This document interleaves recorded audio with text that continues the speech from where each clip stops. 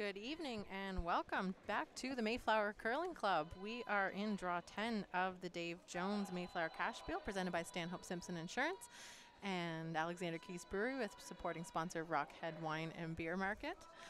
My name is Selena Thompson. I am joined by Kaylee McLean. Hi, Selena. How are you? I'm doing excellent, and this is our last draw of the tournament before we run into the playoffs, which start tomorrow morning. If you are around Halifax, we do have a karaoke party tonight, so after this draw is over, we will get started and expect to see some of the local and not so local talent that's been brought in for the tournament.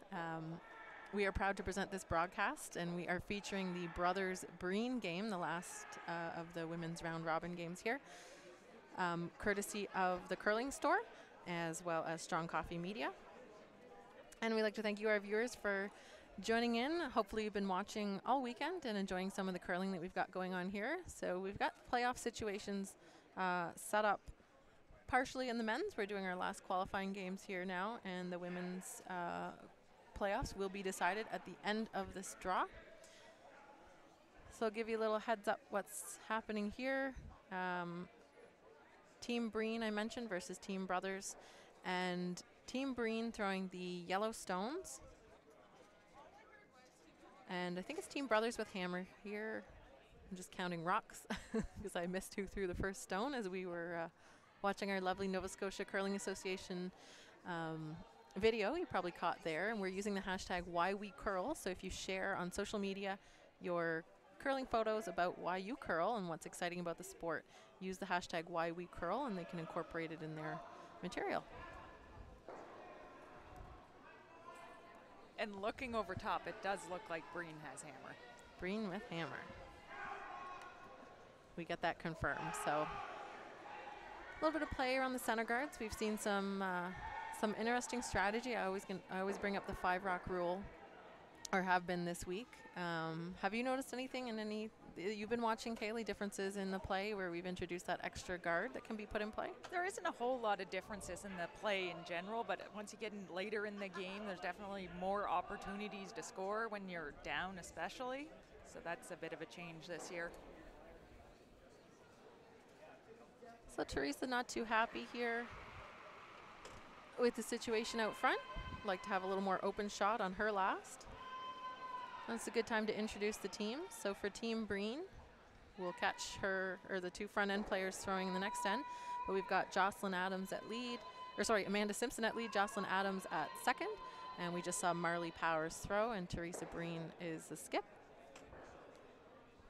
And the lineup tonight, they do have a 5-person team, this Team Brothers. So throwing tonight, we've got Jen Brine at lead, Sarah Murphy at second, Erin Carmody at third, and skipper Jill Brothers.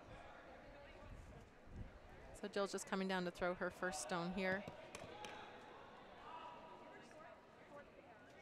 Looks like Erin played a nice freeze on her last into the 4-foot.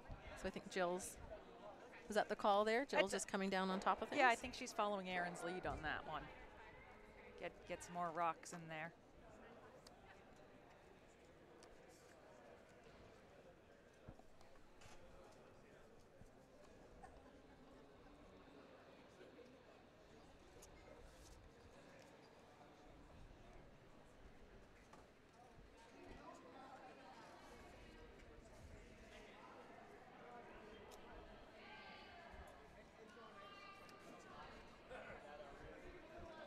This one's hanging out a bit wide. We've watched all our games, and if you are watching tomorrow, we will have all 3 of our playoff draws on this sheet 4.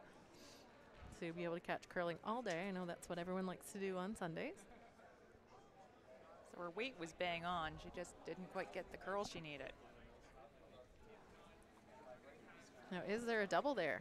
What do you think, Kaylee? I'm looking at it, and I think there is. Do you think that Teresa would lose the back yellow? It's possible, but at this point, I don't know if she'd really be upset if that were to happen. Absolutely. There's two red stones right around the button.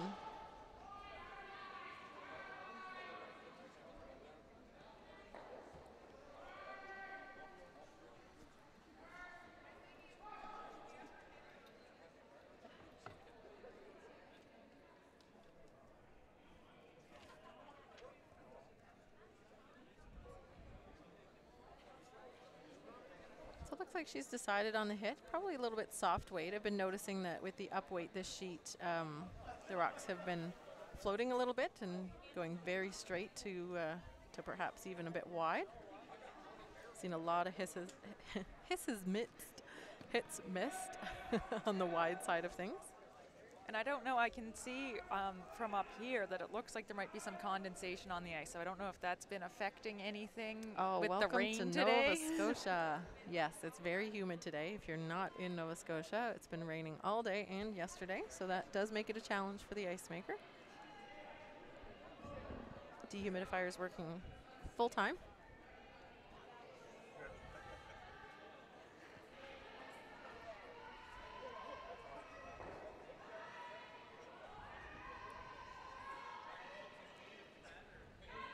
So Jocelyn's saying the weight's a little bit down.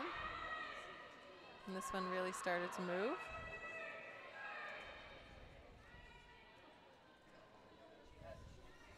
It's probably a little tighter path and a little bit fresher spot, but they were waiting for it. It was hanging wide, like I said, and once it grabbed the fresh pebble and maybe a bit of that frost or that humidity that Kaylee was mentioning could have caused that to happen as well. A bit of a panic sweep call there. And I mean, it is also the first end, and if it's a sheet you haven't played on, you might not necessarily know what everything's doing everywhere. Exactly.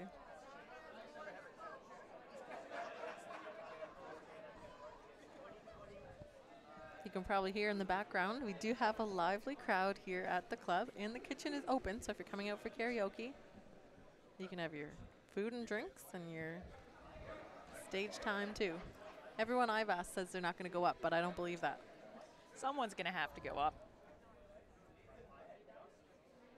I think once someone gets it started, people will start going up.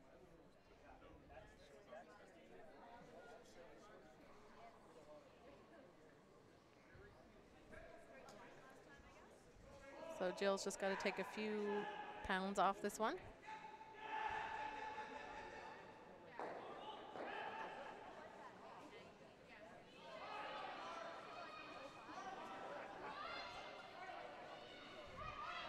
Sweeper should know what it should look like because they just swept one stone. Oh, and they swept Aaron's to the same spot too, right? Exactly. Yeah, 2 in a row actually. Kaylee makes a liar out of me sometimes. It's okay. Someone's got to keep you honest.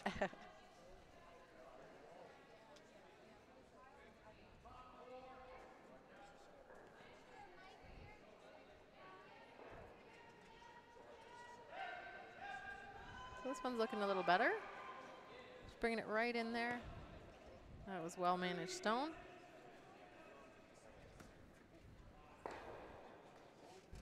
Isn't shot, but that doesn't matter because it's third shot and they're all reds in there. So I don't know what Teresa can do. She might just have to blast. And well, that's what I was looking at. Can she get all 3 reds moving? On the overhead, it looked like she might be able to. She might lose her back one, but at this point, I think she'd take it.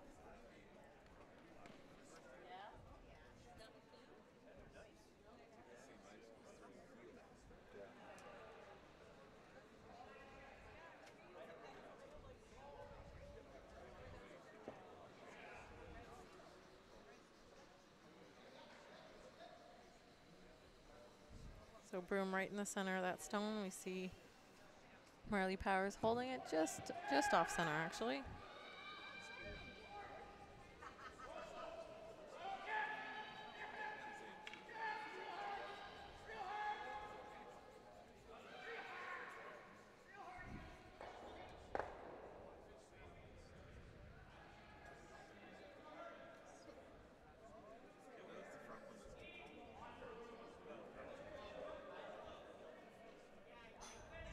So this is the last stone, the first end. Teresa Breen with hammer, looking to clear out the red mess from the 4-foot.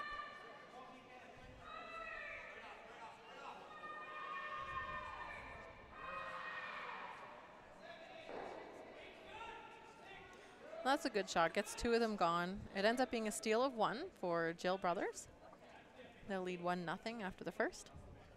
But to clear out 2 of those red stones, I don't think that back one was going to go after all. No, I looked at that one that made contact, and Thought the same thing.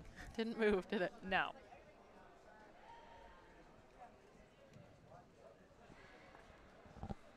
And this game got started a little earlier than scheduled, so we missed some commentary on the first part of the end. So this will be our first look at the front ends of these teams. Yeah.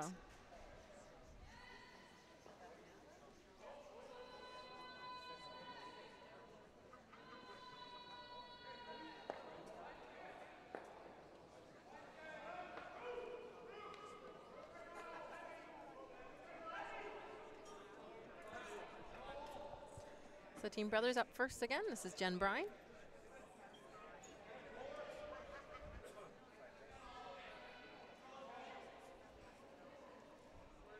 Jill's looking for Jen to come right in the rings. Top 4 would be ideal.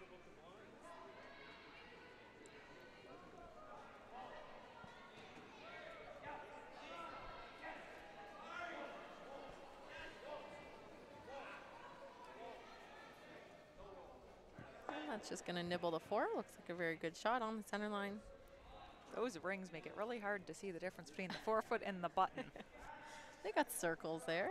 They have lines there that are very hard to see. They look like they were drawn in pencil. Well, it's all about the sponsorship with curling. Yes, this is true.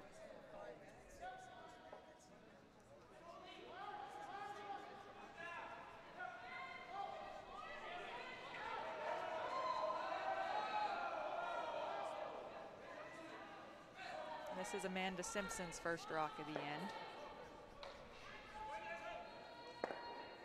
I'm a little surprised. I thought Teresa might put up a corner guard. I know that stone was in a good position.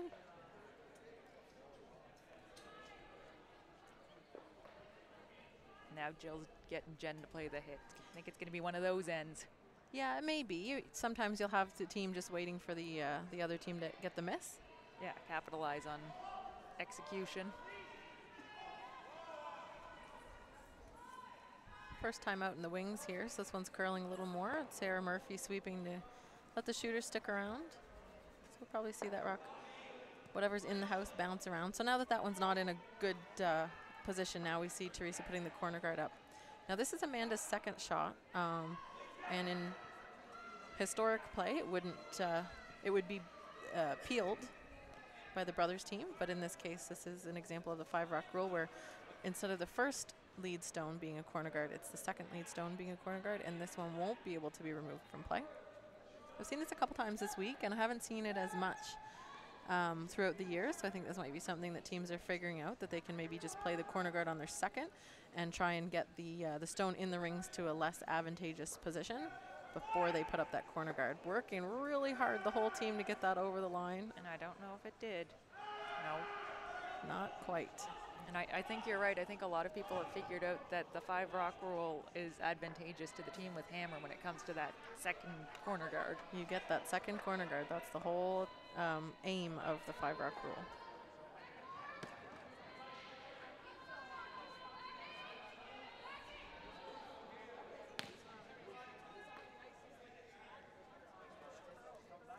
So Sarah Murphy here throwing her first of this end.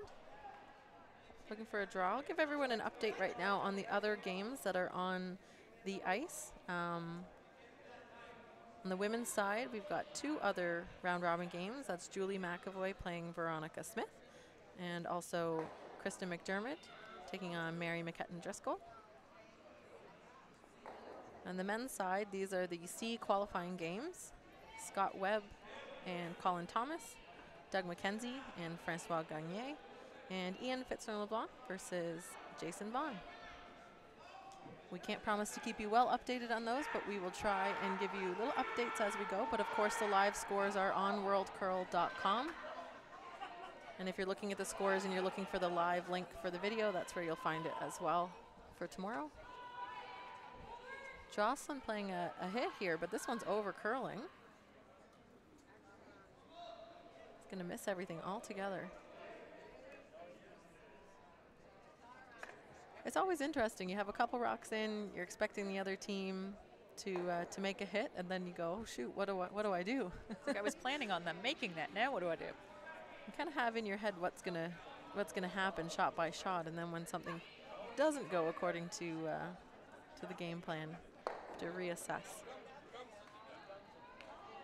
And usually you don't see teams wanting to group the stones, but in this case, I think the easiest way, you'd normally draw around a stone that's a tight guard, but when there's one in the rings and it's hard to draw around, that's why you see Jill asking Sarah to tap it up.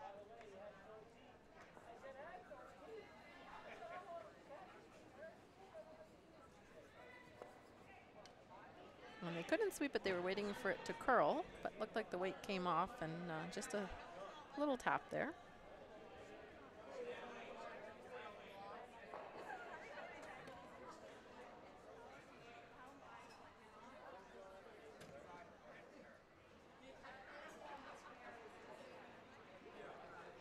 So Jocelyn's being asked to remove a couple of these stones. And both of these teams are at 2 and 1. So it's an important game. One will drop to 2 and 2, and the other will improve and tie the lead in their pool at 3 and 1. Tanya Hilliard leads the pool at 3 and 1. Tanya used to play with Teresa. And there were a lot of changes in the women's teams this year. Yeah, we did have a lot. And in the other pool, we've got Kristen McDermott and Julie McAvoy. They're not playing each other, but they are tied at 2 and 1. And Colleen Jones sits at 2 and 2. Colleen's done, so that's her record, but we will see a change in both McDermott and McAvoy's standings. So one may go to a 3 and 1. They both could, or since they they're both not playing could each go other. to 3 and 1, or they both could go to 2 and 2.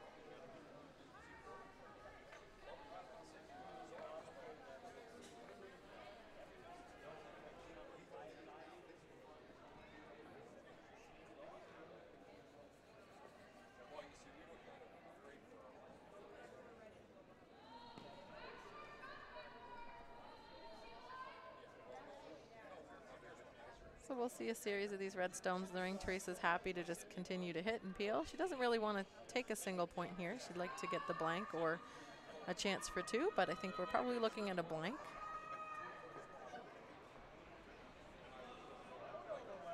This is Marley Powers. Her second year with this squad. And they're both sweepers are saying it's light.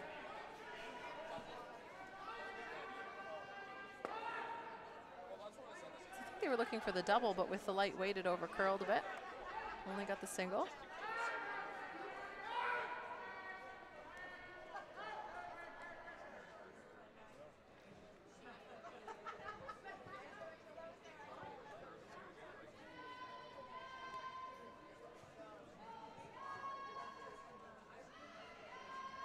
I don't think the question is whether this rock was going to be hit, but how to hit it. Yeah, because you don't want to jam it if you can help it. No, that would be taking away your end that you have going for you now for the red stones. So Erin's going to keep the weight up on this one. And sweep to make sure. They're okay if they lose the shooter. They just don't want to jam the yellow on anything in the back. This one is curling a lot too, though. And they get it past everything. Might stick the shooter, but oh, that's going to roll too far out the side.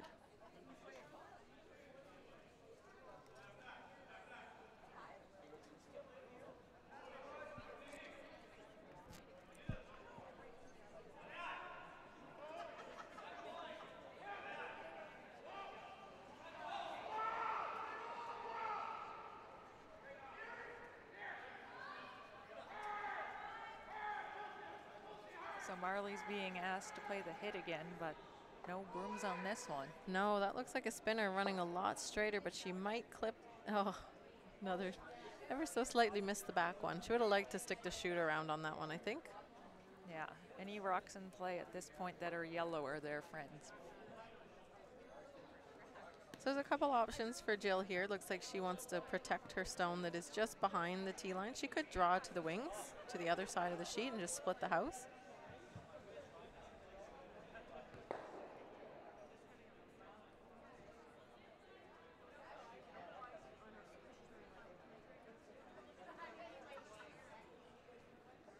We're not looking at a ton of curl on this side. We've seen the rocks track a bit before they take their final movement over. What would you do here, Kaylee? Would you play in front of your stone or split? I'd play in front because I don't have brothers doesn't have hammer.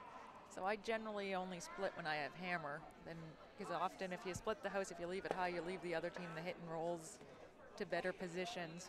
Yeah, if you were to split, I would. You'd want to keep them separate. You can split is a way to force the other team to a single, Oh, having absolutely. 2 stones. Yeah. But yeah, you leave a double if you draw in front as well. I think I'm on the other side of things, obviously. Yeah, no, well, I was looking at it thinking, yes, you can leave a double, but if you're high enough but still in the house, the angles might not be great for a double. So the spot Team Brothers wants this is top 8 foot, top 12 foot. Looks like it might be a bit heavy, though. They don't want to group the stones and leave an easy double. It's coming off. The weight's coming right off.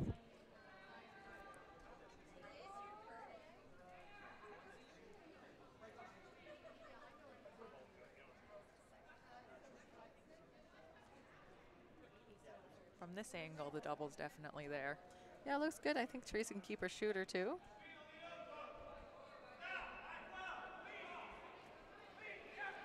So we've seen the up weight run straight.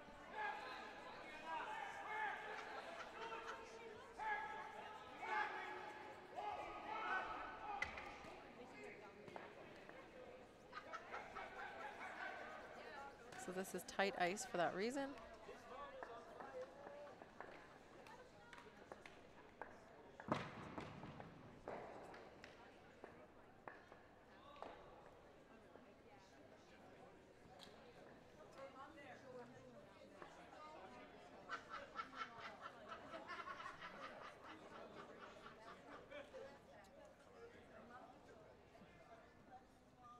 This is one of those times it would be nice to have mics on the players and know what they're telling their skip. We do have the a microphone out in the ice shed, but it's not going to pick up quiet noise like that. I think Teresa just asked for a little bit of extra ice. I'm very curious to see what this does. We've seen more of the play hits going the other direction.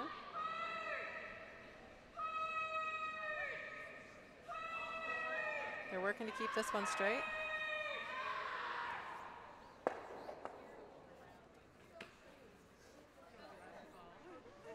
So the red remains shot.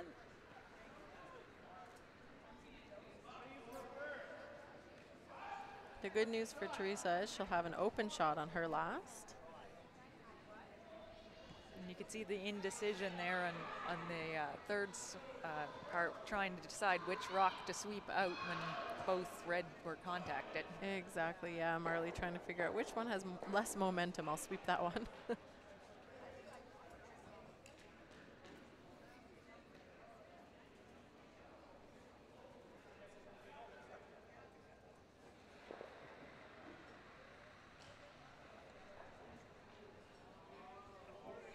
So Jill just looking for the hit and stay here. Doesn't need to be anything fancy. Would love to stick her shooter there. Doesn't really want to roll out. If there are 2 reds in the rings, yellow's probably going to have to take a single. We did see, I think it was Jen's earlier this end, over curl here. But Jill throws them pretty hard. But she does lose the shooter. So now the blank is on.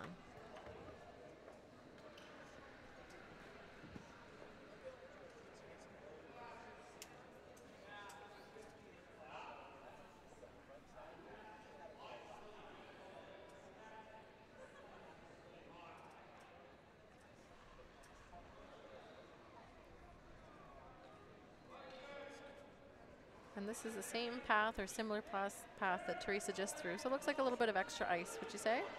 I think so.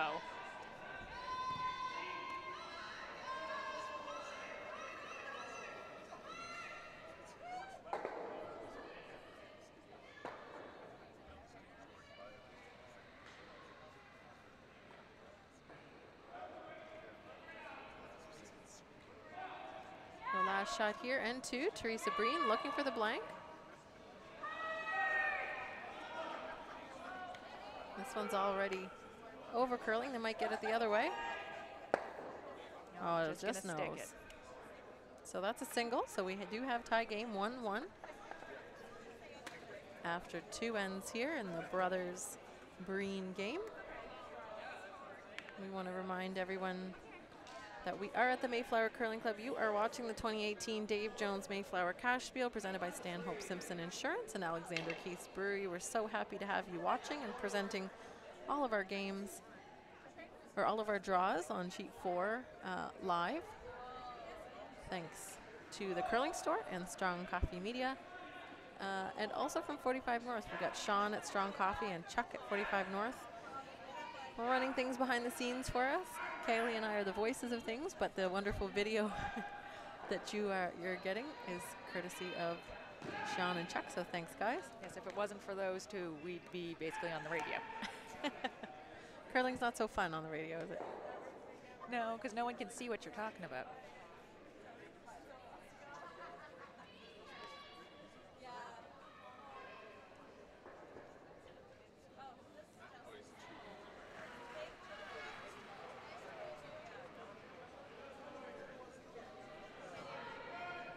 So this is Amanda Simpson again. Starting things off, looking for the center guard.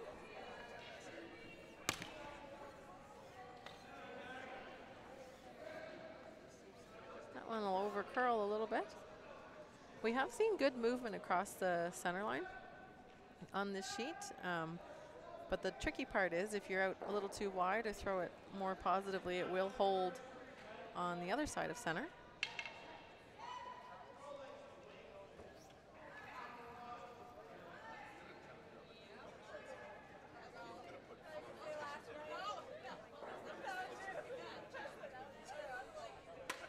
So Jen's trying to get the corner guard here. Yeah, we may see a few more rocks in play this end with these two guards being called.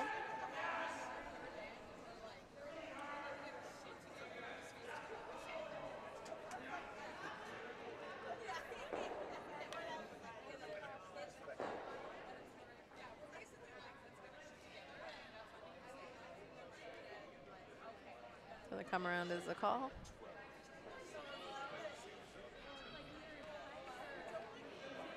It was interesting, in the first time we saw Jill, Aaron threw a nice freeze, and then Jill's first ran a little straight in this same path. So it'll be interesting to see if Amanda's behaves the same as her first, which took the curl.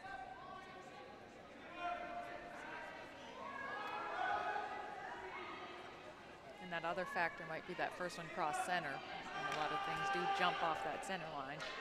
This one looks like it's moving though. Sweepers are on it for weight too, I think.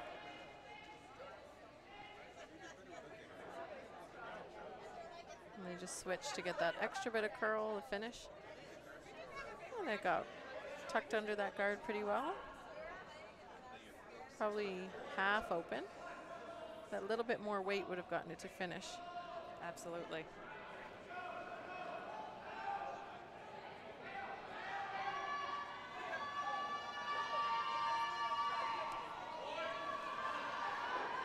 This one's curling. They have to sweep. The 5-rock rule is still in play here. They have to get by. They can't remove it. Oh, and wow. Just by. And would you look at that roll? You couldn't get any closer to that guard without removing it. No, great shot from Jen Bryan.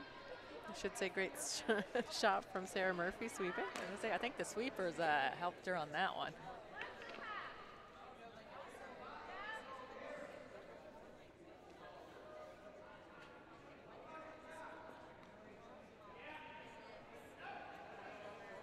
We have a lot of ticks in curling, so it's always nice when your sweeping pays off and you get it by. So I think there's a little bit of that red stone, mostly buried, but accessible here for Jocelyn Adams.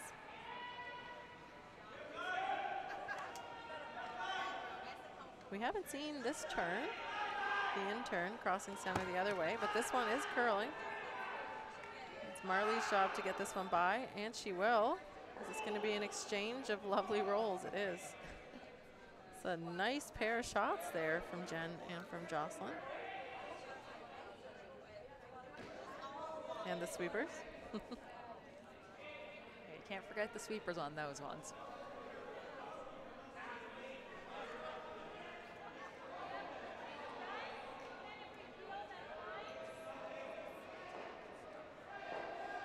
So Jill was asking the team how much you could see, and they suggested the peel, so I assume that means not much. Yeah, so we have had the first of the second stones played, so the 5 rocks have been thrown, so there can be peeled. She can also play the run back. I think that's a good option as well. Yellow onto yellow. She's looking at that now, too. I think she heard you. I like the run backs personally. You can get, you know, if the shot is a peel, you can achieve that. But if you try the run back, you might get the peel anyway.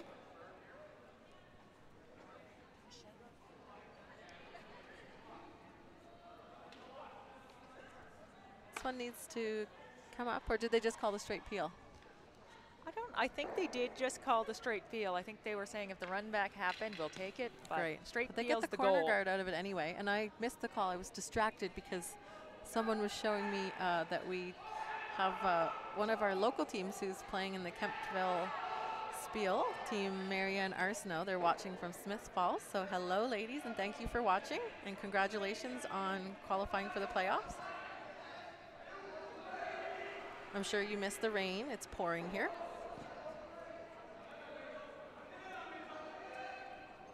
Which it has been all week. It's been a great week. It lit up for Halloween night, though, so I think that was appreciated. That's true. I think the kids appreciated that, wandering around the neighborhoods getting candy.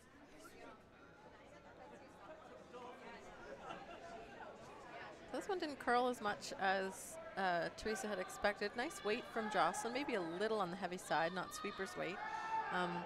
So what happens is it sets up a double. But even if the double's not made, I think more importantly would be to roll behind the corner guard here for Sarah Murphy. But this one looks like it's over curled out of her hand. Yeah, Jen's doing a lot of work on the sweep on this one. So no double. The first Yellowstone rolls right to the center.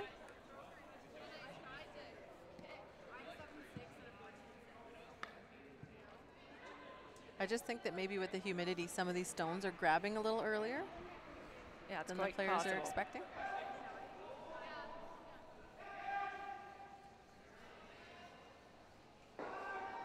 We can see the tracks on the ice a little more than normal.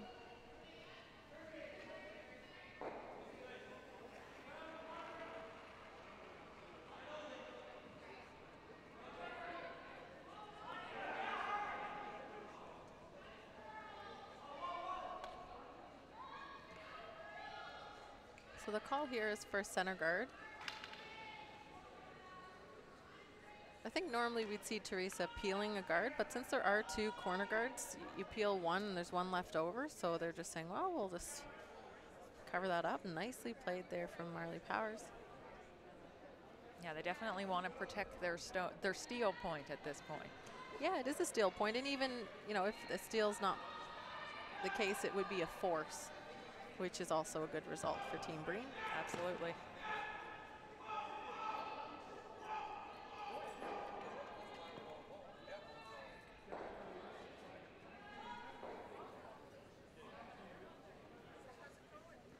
Sweepers aren't touching this one. Well, this one's hanging a bit wide, so shooter will probably roll out. So no run back from Aaron, but opens things up. I think we'll see Marley throwing the same shot.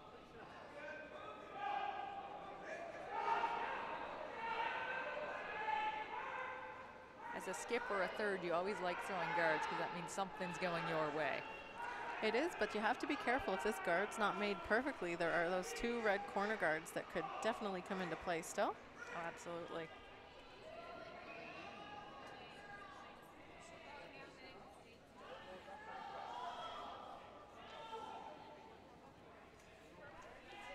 This one's hanging a lot wider. And now they'll work on it to get that finish. Sweepers would love to drag this to the center line. The last little bit of curl out of it. Most of the way there, but I think the Yellowstone is still half open. I should be able to tell you with certainty. I'm right behind the sheet, and it is it is half open. In your defense, there is a TV screen in your way.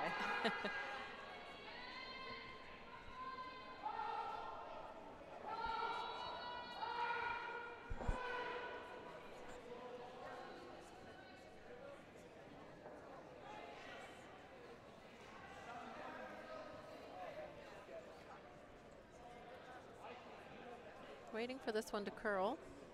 I think it'll make contact with the Yellowstone, but the goal is to stick the shooter. One just looks a little too thin. So the stone's out of the 4 foot. It's going to be hard to replace. There's just not a ton of finish around those tight center guards. A tap could be an option as well for Teresa. That's what I was thinking. The tap might be your easier option if you want to bury it. Yeah, you could be behind the red corner as well if you tap the yellow. We just haven't seen a draw here, have we? No, not this way.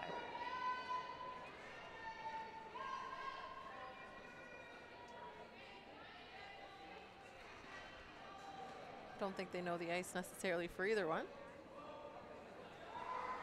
And this looks like tight ice for the draw, so it may be for the tap. And it may be for an either or.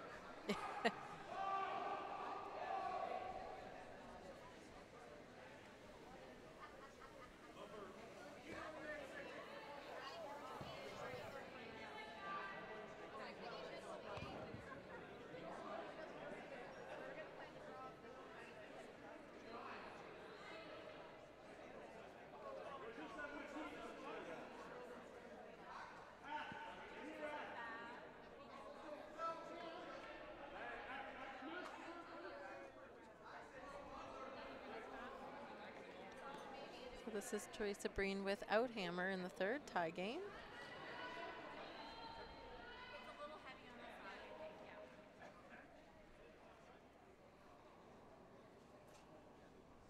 Sweepers think it's a little heavier here. I would probably agree.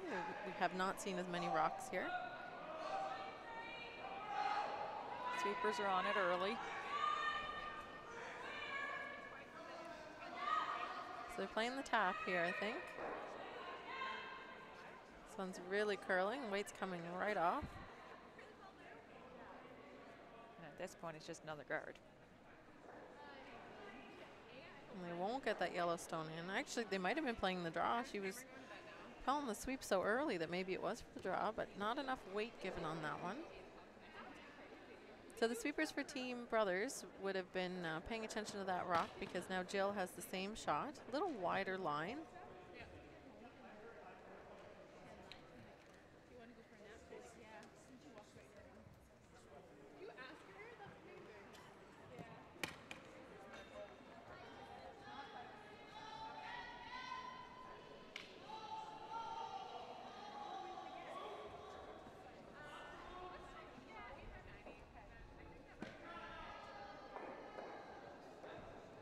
I was just thinking of Team Arsenault. This would be a good chance for them to take a team photo while they're at Spiel outside of Nova Scotia and use the hashtag #WhyWeCurl.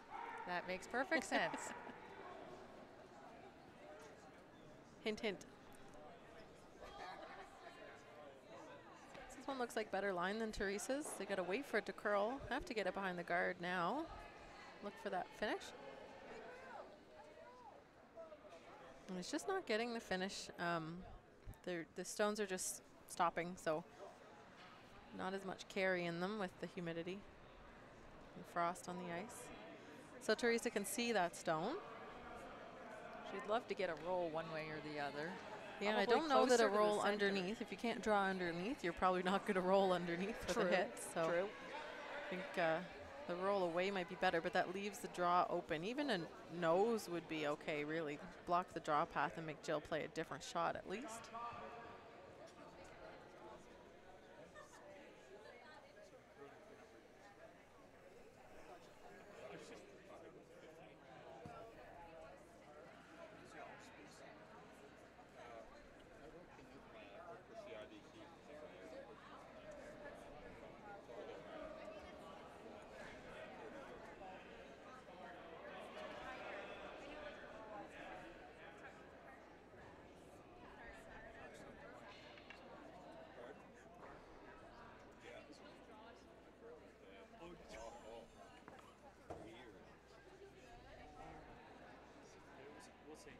Front end on this team has a lot of input. They're experienced and they're watching the other team's stones and just talking to Teresa about what they think will happen.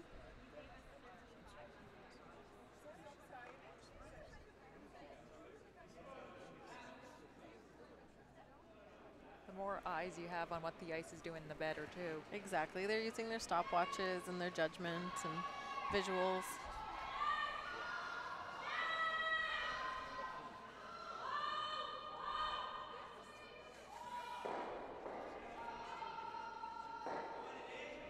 That one looked like it really wanted to bend, and Marley was calling the sweep pretty hard on that.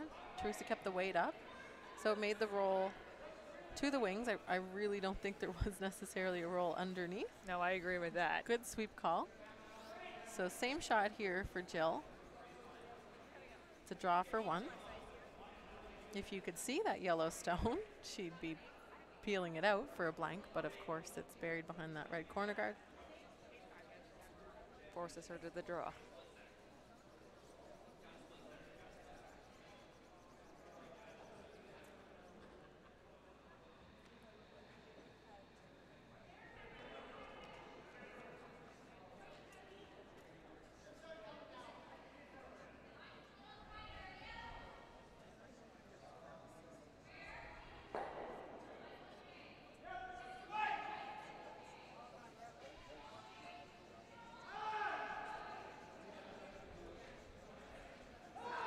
Sweepers don't mind the weight on that one. They don't really want to be on, but they were going a bit for line. But that'll stick around for the single. So it'll be a score of 1 for Team Brothers. They'll lead 2-1 after 3.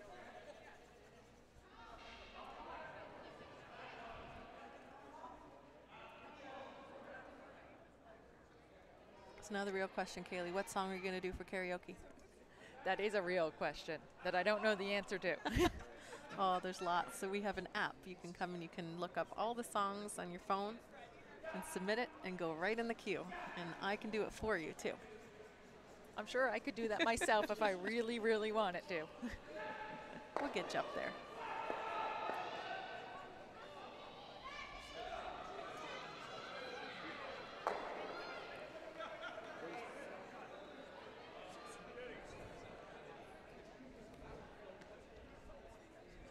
Maybe now is a good time to give an update on the scores. So in the McAvoy, I keep calling them McDermott when I mean McAvoy. McAvoy-Smith game, Smith leads 3-0 after 3 ends. In the Webb-Thomas game, we are all tied at 2 apiece after 3. In the Mackenzie-Gagne game, it's 1 point in each of the first 3 ends for Doug McKenzie, although Doug's not there. Vice Shea Steele is skipping, and so they're leading 3-0. In the Vaughn and Fitzner-LeBlanc game, we are all tied 2 apiece after 3. And McKetton-Driscoll versus McDermott. McKetton-Driscoll leads 3-2. And they are playing the third. And they're on skips rocks in the third. They're almost done that end.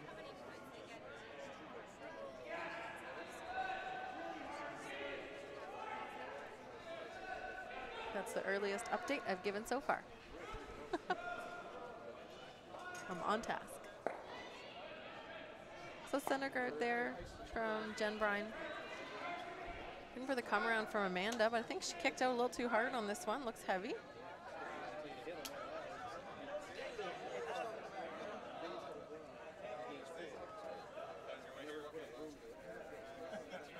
Stop at the back of the rings.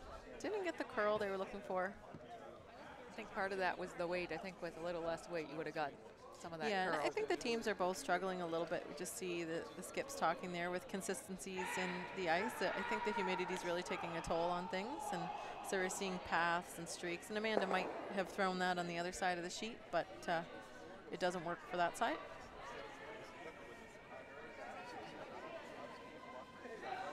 And with things being straight, it's hard to believe as a sweeper that it's going to curl. Jill was calling this one on, and sweepers didn't seem to want to go, but That one really came down. So it might be that one side, that right side, is a little slower than the left. Yeah, and it's often hard to believe that because you're used to them both being close to the same after the first end, and when they're not, it takes a lot to believe it.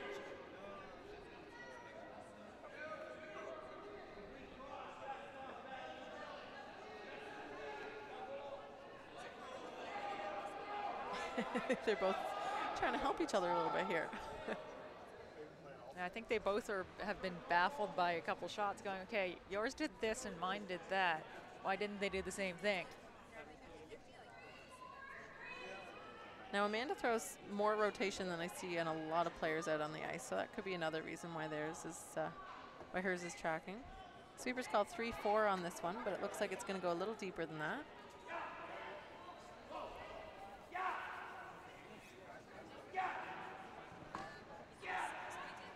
Just not seeing that finish, though. There's no finish around the guards.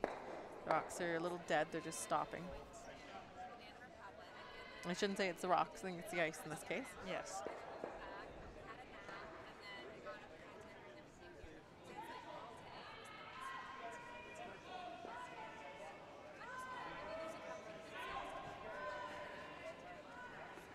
This is the hit and roll under being played by Sarah Murphy. A little too thin, she's though. going all the way out.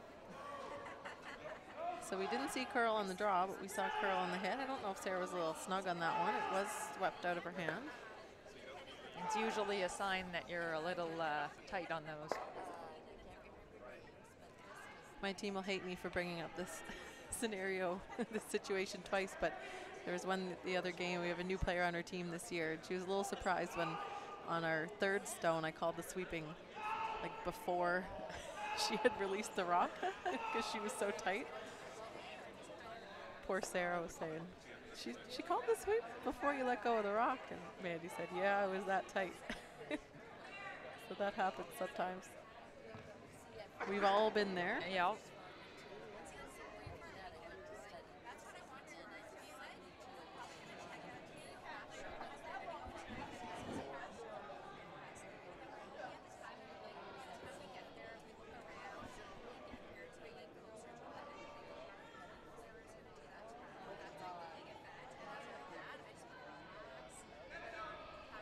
That one didn't get the finish either from Jocelyn, so another hit here from Sarah. I think the double's possible on this one. I think so. They're probably a little more worried about the roll. This one swept out of her hand as well. Looks a little better though. Aaron got that back out. So that'll jam, but the red shooter stays directly in front. So if Marley is to make a hit on that red, she's going to have to avoid the jam on the back.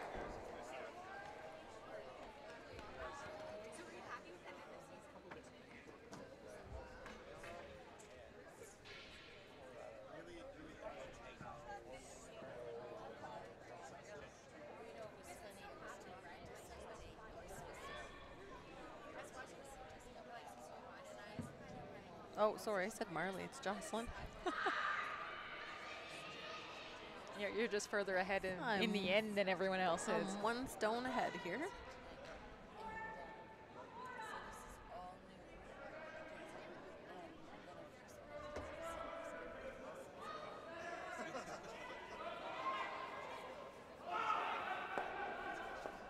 And that's a nice roll, and she even managed to flip her own at the back and then keep it in play, and it changed positions on them. Although, yes.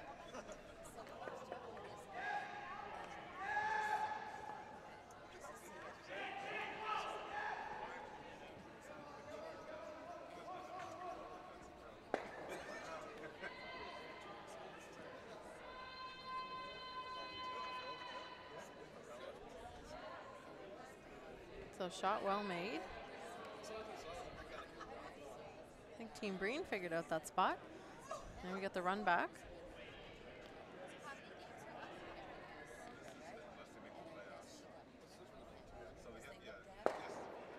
Didn't quite come up, so it'll end up being appeal, but the center is open now. That being said, the center being open is probably, or the center being closed is probably more favorable for Team Brothers, but they're facing 2 yellow counters right now, so they don't have much of a choice.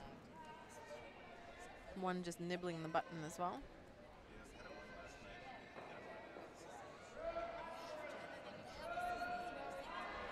You don't usually see the team with hammer putting up a center guard. Yeah. Teresa's tendency is to put this in the rings, keep play in the rings instead of out. I think Jocelyn was looking or suggesting maybe a tight guard to keep it out of the rings, because I think we'll see Team Brothers playing the run back here if a guard is played or something in the rings, and you'd rather them not leave their shooter in the rings.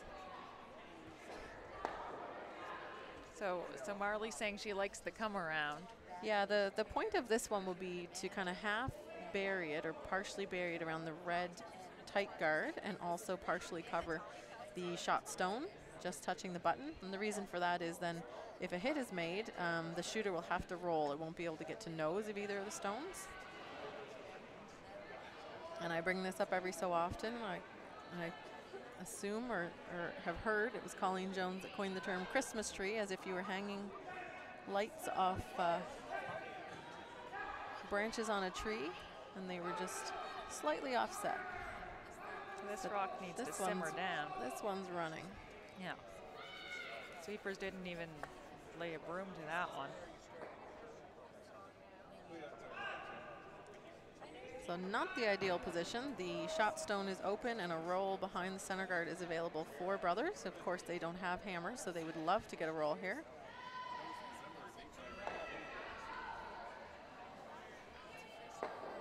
I think that was just heavy from Marley. Didn't take any curl at all.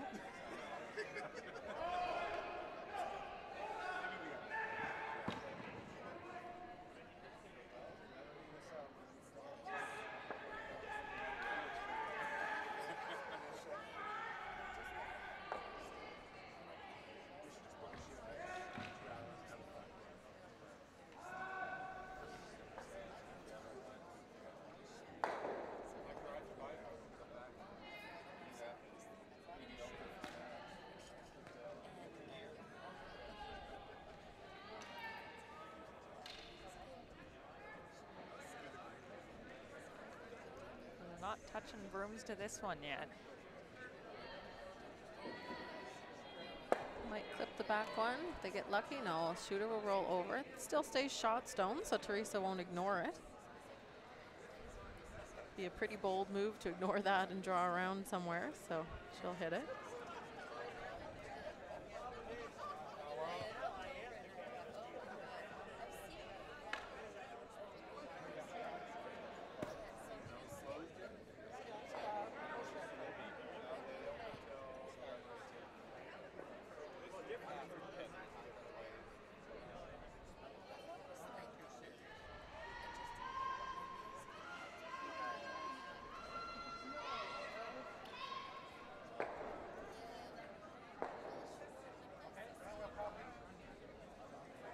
Sudden, I think we found straight spots because no one's touching any of these anymore. Ooh, that's not the side you want to hit that on. So they wanted that to curl a heck of a lot more, not jam on their own. Ideally leave the shooter in that area. So what that does is leave the Red Brothers stone shot. And frozen. And frozen, effectively out counting that yellow and gives Jill a shot to sit 2 here. First real chance for Team Brothers to have any kind of momentum this end.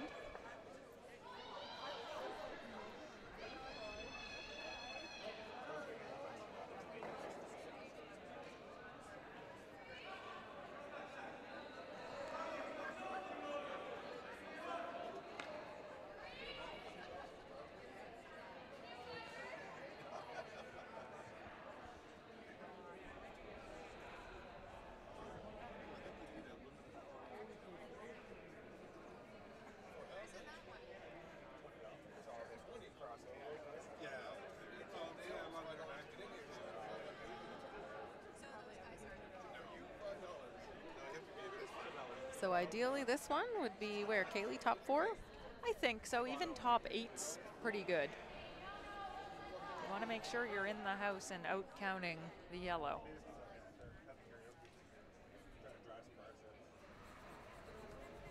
Would love to get a bit of finish and tuck this a piece under the guard. And on the button instead, or Top biting button. the button. Yeah. think it's open for Teresa to hit. She'd love to try and get her skipper's deuce here, because I don't think we'll see that back yellow come into play any longer.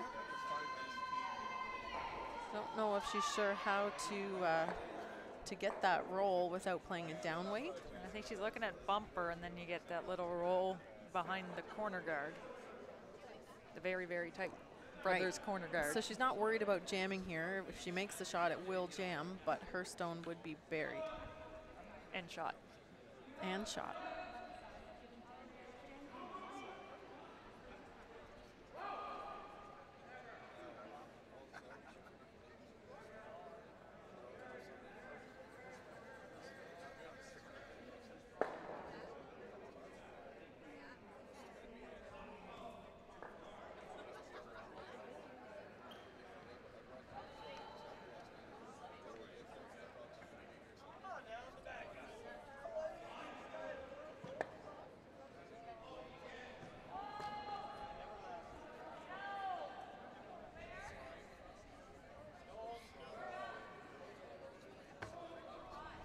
So they're waiting for this one to curl. I don't know if it has anything yet. I know Amanda was suggesting something else. I just don't know what it was. Maybe the back one. There'll be a hit and roll out to give Jill a chance to play another. Sweeper said the weight was up a little bit for Teresa. That was definitely more than bumper. I think they probably elected for control, but that looked even more closer to a normal weight. Of course, the harder you throw, the less it'll curl. The more rotation you throw, the less it'll curl.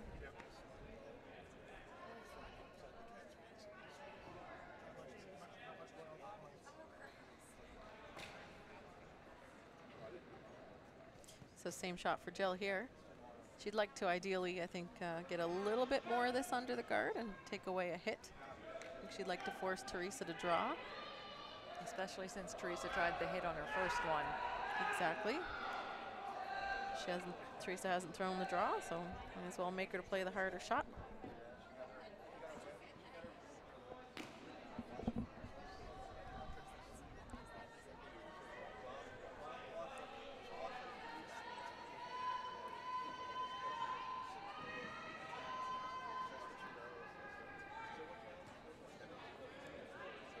Sweepers are waiting for this one again. It looks like it's curling a bit more, but it also looks a bit heavier, and they're okay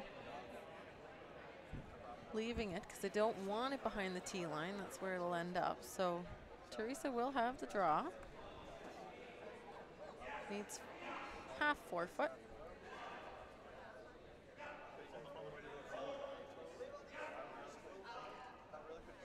She can't play down to the back one, and the stone that was just thrown is almost buried, so there's not really any backing for her here.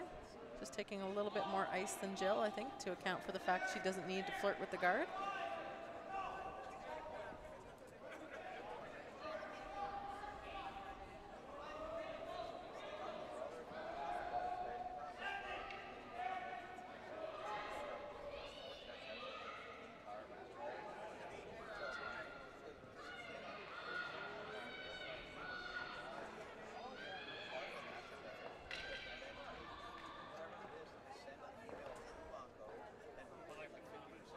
So here we go, it's Teresa Breen.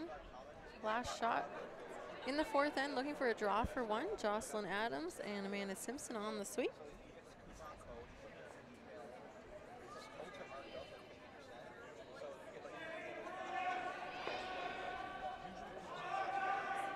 We're saying it's heavy.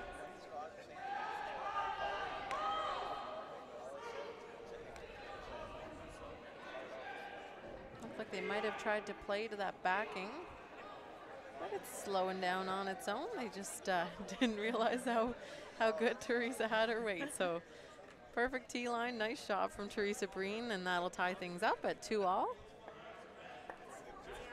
And that's halfway through the game, assuming we don't go to an extra. That is our halfway mark.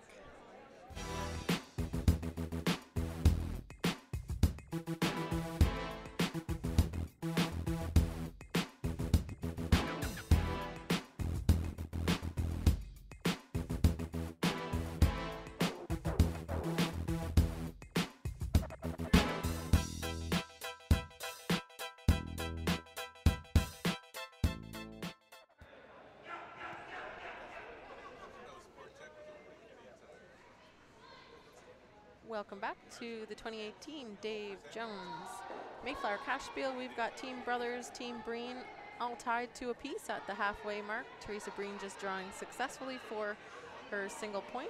I'd like to thank presenting sponsors Stanhope Simpson Insurance and Alexander Keith's Brewery, as well as our broadcast partner bringing you this live stream, the Curling Store, and the video work being brought to you by Sean Seneschal and Chuck. I don't know Chuck's last name. Sorry, Chuck. of Strong Coffee Media and 45 North. I'm Selena Thompson. I'm joined by Kaylee McLean. Thanks again, Kaylee, for coming out. Yeah, no problem. I know you had a busy day today. You were coaching in Chester, was it? I was down in Lunenburg for the junior development camp today. Right. 23 11 to 15-year-olds. I'm sure wasn't that just you were me in charge of them, exhausted. thankfully. I had help. Or I was the help, actually. And we can't forget to thank Rockhead Wine and Beer Market and all our promos as well. So it's a 4-end game now, all tied, and Team Brothers with hammer. If we think of it as 2 hammers apiece, if everyone scores in their end with hammer. They've each got 2 left, but I know each team's going to want to screw around with the other one, so maybe it'll get exciting. We did see a center guard there from lead Amanda Simpson for Team Breen, and this is Jen Brine. Putting up the corner.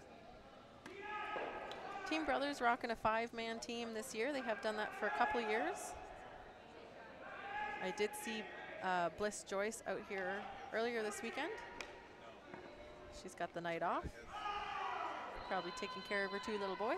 Yes, and Jill just had another little one this summer, and I believe Sarah had one as well. Sarah did as well. So if you can imagine, they're just keeping the rotating duty and leaving each other for that.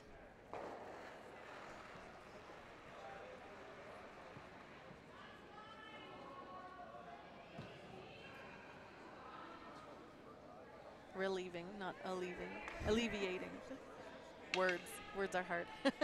Sometimes they are, especially at 8 o'clock on a Saturday night. Exactly. I'm getting ready for karaoke here at Mayflower. You know you need words for that, right? They're on the screen. It's easy. So they come around there for Amanda. A little light, didn't get the finish they wanted. The sweepers are always going to wait. If they know the weight's light, they need to actually wait for the curl to happen. So they can only finish at the end. And just with the heavy frost, things are, what we say in curling is fudging up a little bit, or a lot. Yeah, and not only is it humid, but it's November and it's 15 degrees outside. It's a warm day. So that's not helping with any ice and plant stuff. I know the rest of the world or the rest of Nova Scotia isn't complaining, but I think curlers are the only ones that are sitting here saying, I wish we would get a cold snap.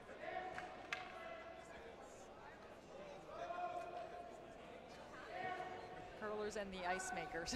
Yeah, the ice makers in particular. Nice hit and roll there from Jen. Her first corner guard just over the hog line, so good to have one in the rings behind cover here. Jocelyn Adams will go for the come around again though. That's a high come around. Team Breen would love to force Brothers to a single here and have hammer in the 6th, the all-important 6th end. If you're not familiar with that, it means you haven't been watching curling very much. The 6th end's nice to score in because if you can force the other team to a single in the 7th, you'd have hammer coming home. It's basically the stats are in your favor end. Yeah, that's how it's been working. Although there has been some talk. We had our event organizer here, Brent McDougall, did a talk at Mayflower. We like to put little clinics and events on for our members, and I was there where he was talking about the 5-rock rule and how the 5-rock rule is making, in some cases, the 7th end be important as well. Yeah. Being the team to score in 7, or to not score in 7, to have control and try and blanket. Well, you saw Kevin Cooey do that in Truro last weekend. He gave up a single point in the 7th end with hammer, and ended up winning the game. Yeah, so he could go down 2 with coming home. And did he score 3? Yeah, he Yes, made a wonderful shot to score 3, but the 5-rock rule allows that to not be as impossible as it once was. Exactly. Or not impossible, because it was never impossible, but hard. Yeah, so having hammer in 8, but he had hammer in 7 and actually gave up the point to be down 2 and it paid off. But you have to be able to make those wonderful, crazy shots as well. Yes, you have to have the confidence and know that you can get your three and that the other team's going to let you somehow. I don't think they were trying to let him. Well, no, but you have to know that it's an option. Going for the run back here. This one's going to be close. Clips the red and gets the back one. And shooter rolls for a corner, so nice shot there from Jocelyn. Oh, and I'm thinking that Team Breen has. As I say, I don't know why she wants a corner guard. They don't need a corner guard. I'm just crazy. I mean, it got rid of one of the reds, but yeah, unfortunately left the corner guard there. I'll change my words.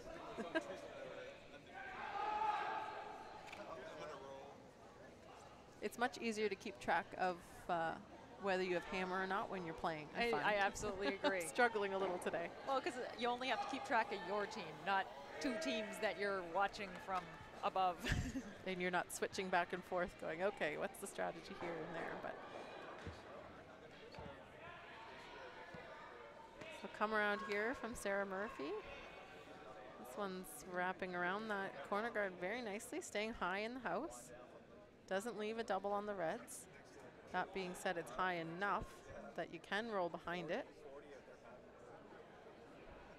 I think Marley here and Teresa would be happy just to stick around, maybe roll things over a little bit towards the other red. Absolutely, and that's the plan here. Keep your shooter. Yeah. And if you can bury it or partially bury it, that's all the better.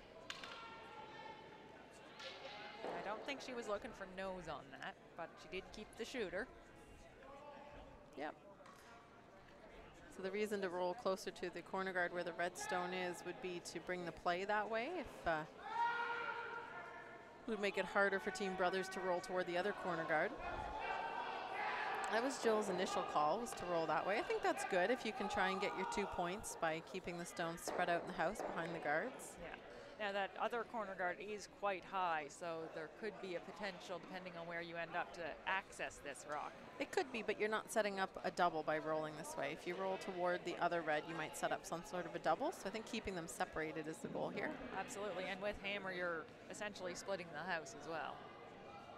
And we know from earlier in the game that you like to do that. Yep. Oh, they've gone back to trying to roll the other way. I think that just ran a little straighter than they were anticipating. So you can see the problem that happened by rolling that direction. Hit a little thinner, it could go under the red, but it does leave a double here for Marley Powers.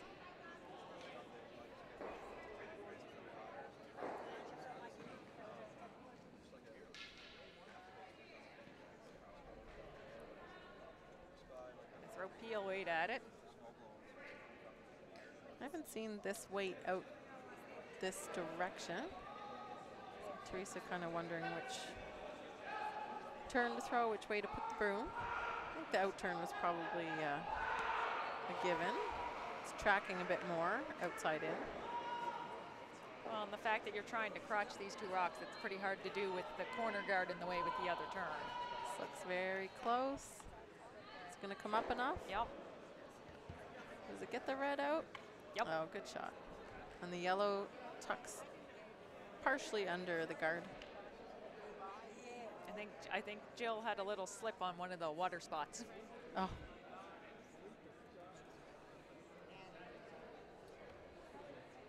She caught herself, but she's made sure she told Teresa, by the way, be careful over here. Yeah, you can see a little bit. Yeah. Looks like streaks in the ice. Looks like things are just, it is warm here.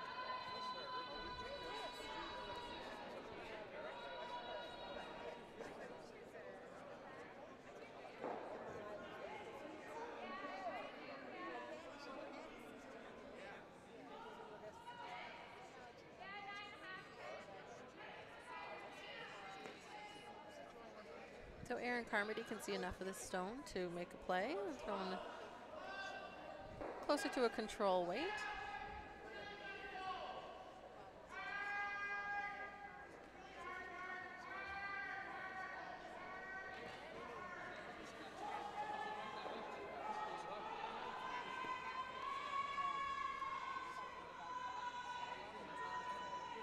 Working hard to get it by that guard. And she does. She gets a little roll towards the other side. It's a nice shot there. I think Yeah. Team Brothers, if they can get their 2, they'd love it, but probably at this point looking for the blank, and that's why Teresa would probably like to roll on this shot behind the corner guard.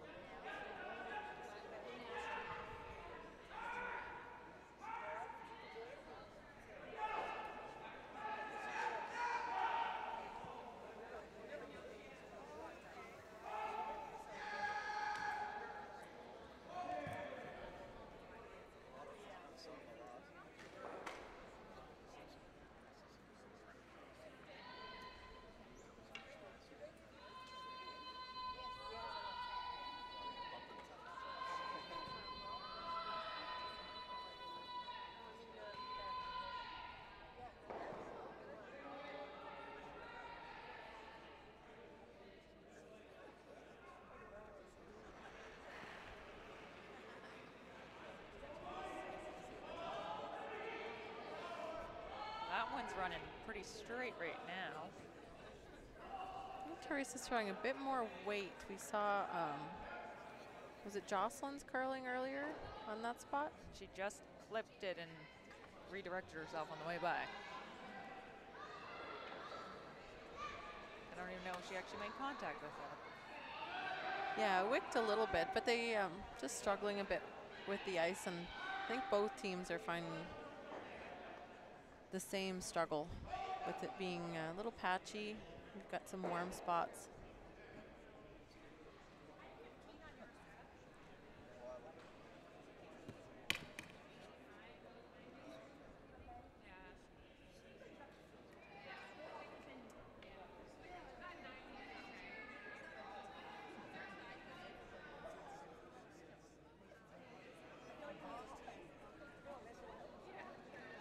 So this is Jill's first of the 5th end. Now it's mentioned they'd like to take 2. That sometimes they'll want to blank and go into 6 with hammer, but in this case, happy to take the 2 points. So looking to split the house.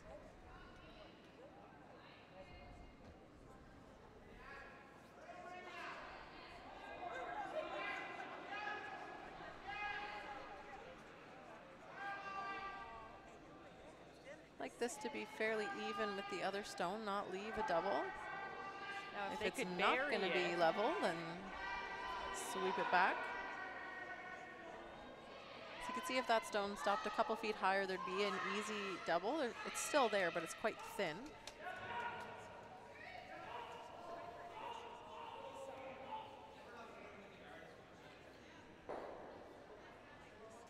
I think at this point, I think Teresa's trying that hit and roll again. So looking at it, I don't think she likes that rock very much. She could roll and be shot. The double's quite thin. It's not that far off from what she just threw. But I think they're going for the hit and roll, like you said, Kaylee.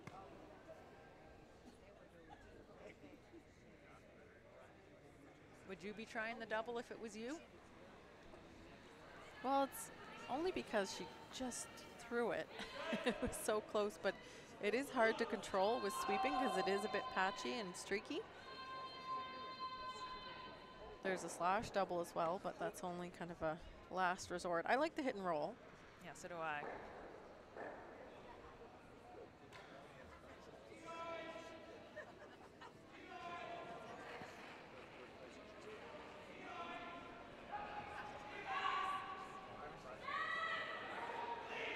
Now this one's curling quite a bit more than her first one was. I don't know if she moved her broom a bit or... Yeah, I think the broom was tightened up a little bit. It was on the other side of center, and then I don't think she brought the weight down. Just might have got it on that wrong side of the center line. So it doesn't end up out counting the other red stone. So Jill will have the same shot right now for her second point.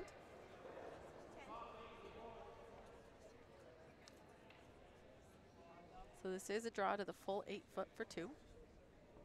Assuming where Erin's standing, I actually think she's playing the hit. Oh, fair.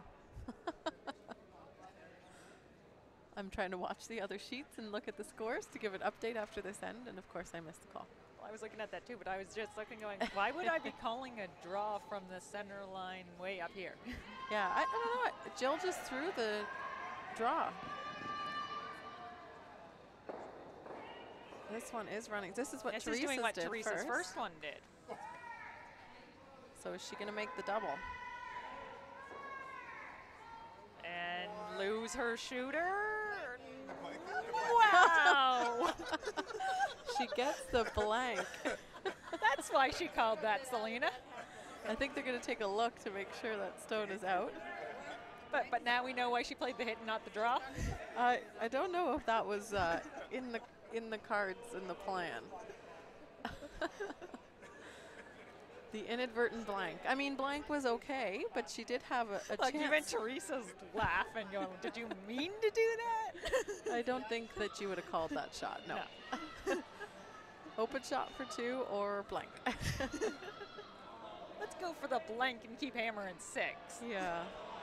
I think they still would have preferred the 2 points, to be honest, but I guess they'll take that instead of the steal.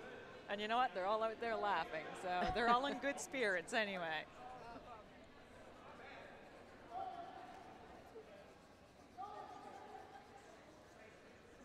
So we did see that same shot 3 times. Twice it went straight, and 1 time it curled a heck of a lot across the line. Yeah.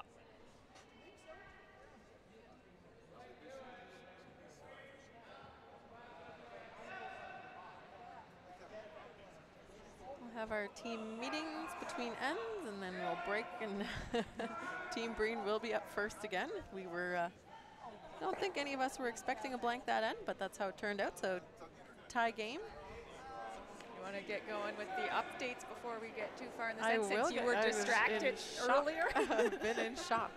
So in McAvoy versus Smith, Smith just finished 6th, the 5th end, sorry, they're playing 6th. Smith extended their lead to 4-1. McAvoy with hammer. Webb versus Thomas. Thomas now leads 3-2. That's after 4, but they have completed the 5th end. Didn't post the score yet. You can check that out on worldcurl.com. In the Mackenzie Gagne game, Mackenzie leads 4-2, but that of course being Doug Mackenzie's away this evening, being skipped by Shea Steele, the 3rd. And then we've got Ian Fitzner-LeBlanc and Jason Vaughn, all square, 3 apiece. And it is Fitzner with hammer. And we had Mary McKetton Driscoll leading Kristen McDermott. Although I don't see Kristen out there. No, she is. She just must have Oh. been. No, she the is there. washroom. She's got a jacket on. Yes. So we did have Mary McKetton Driscoll leading Kristen McDermott 3-2, but Kristen scored 4 in the 3rd and stole 2 in the 4th, and McDermott now leads McKetton Driscoll 8-3. And they're still playing their 5th.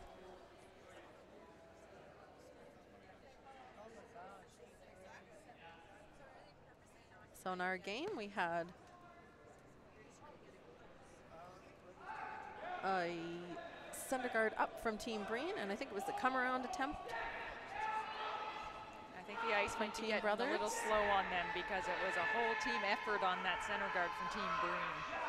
And it's a high guard, and then of course ending up with a tight to the rings other center guard from Jen Bryan. They would have liked that in the rings.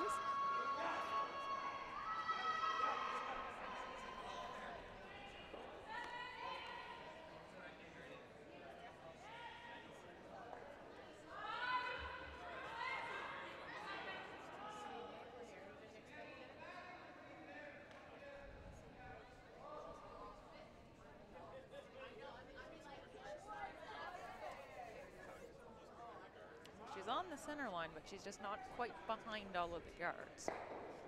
Yeah, about half exposed from the hack end of things. There we see the view from the hack end.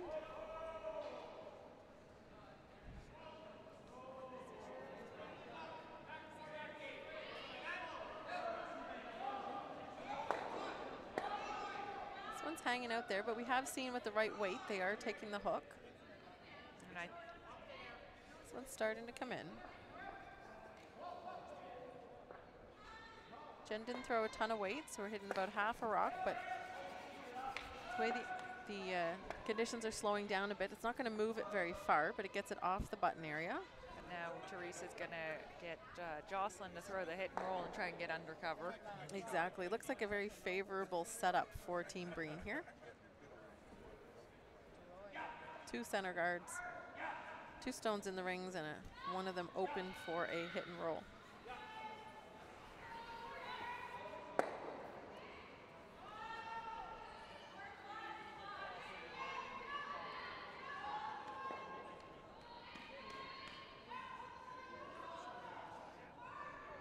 This one has a little extra weight on it, and it's just hanging. Is that going to jam?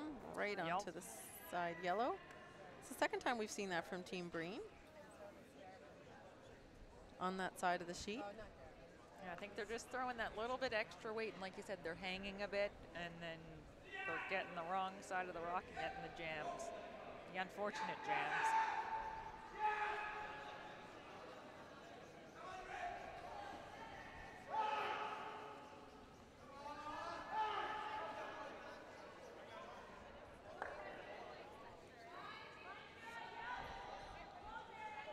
So everything changed very quickly there. This is a draw from Sarah Murphy. Need to get this by the front one, though. I think they're just pulling the string on these draws a little bit, probably throwing similar weight to previous ends, and really. Yeah, this one's just in front of the other one. I think we'll start to see the finish now, but the trick is to have enough weight to get there. Yeah. So Teresa's going to get Jocelyn to follow her down.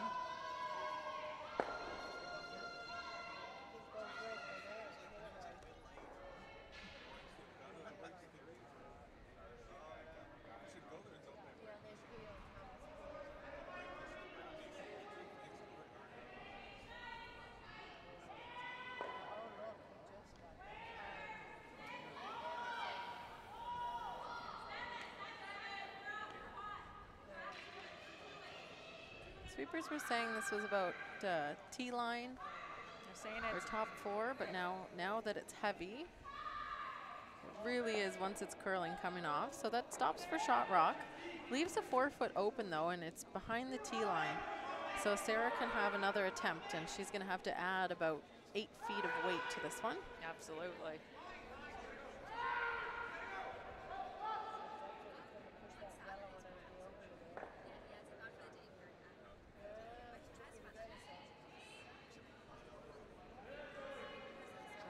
Touching this one. They're looking at it. It must be close because they look like they want to sweep. They're waiting for the curl to start and the weight to come off. Aaron was getting ready. I think they're going for the freeze on the everything else pile. So there's the finish we were talking about that just needed a few feet less. It's just adjusted a little bit too much.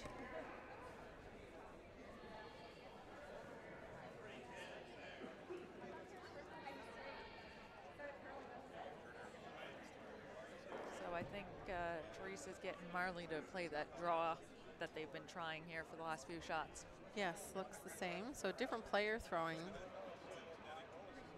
Jocelyn was a little heavy, and so was Sarah.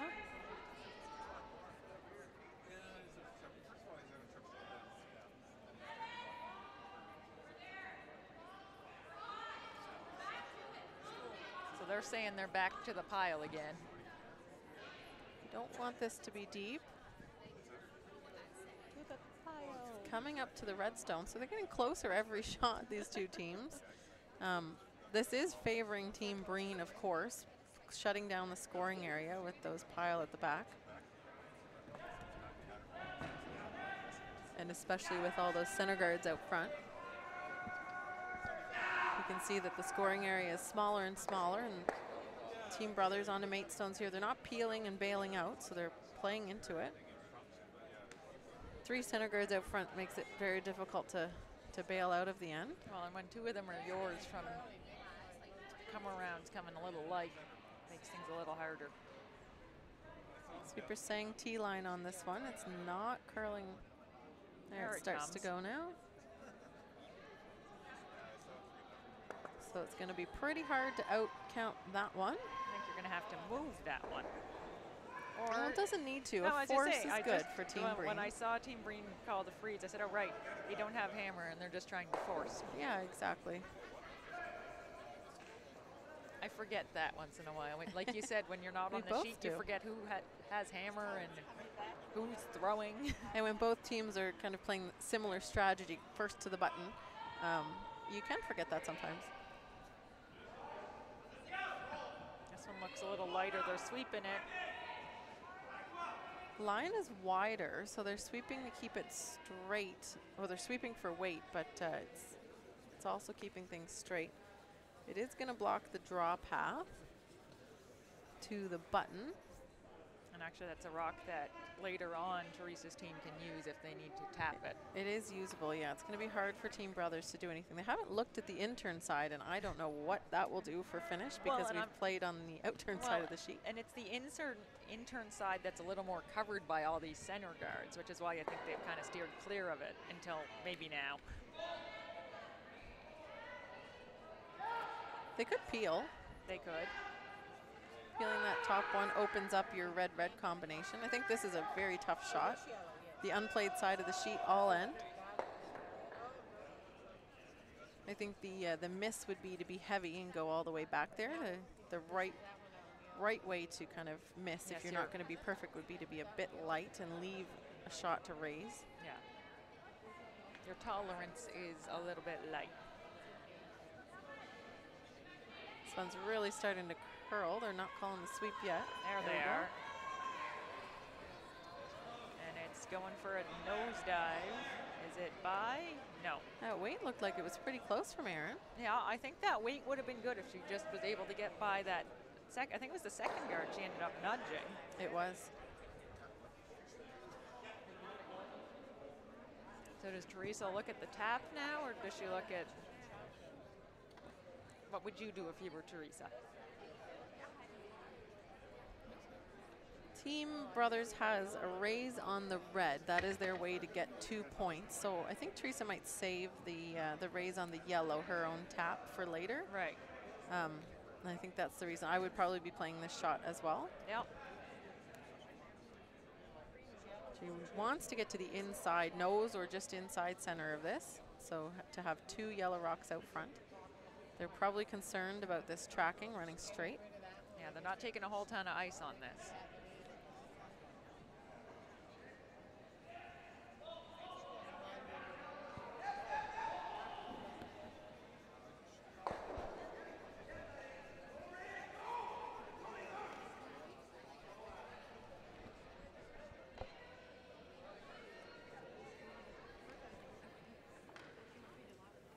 So first of skip stones in the 6th end here from Teresa Breen.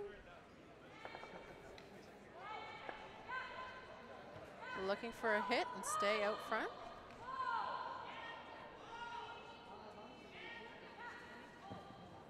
This one ran pretty close to what they were expecting. Yeah. Nose hit. Great shot from Teresa. Takes away that raise. Yeah, just off and on the sweeping just to be safe, but nothing earth-shattering out there. So this is the reason for Jill that I mean, if Erin had made that shot, it's wonderful, but I might have played the peel on Erin's last shot there. You mean you don't like all that clutter up there?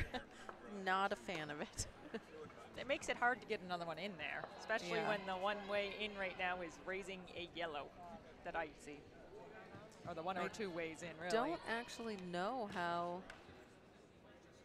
they can get into the button area.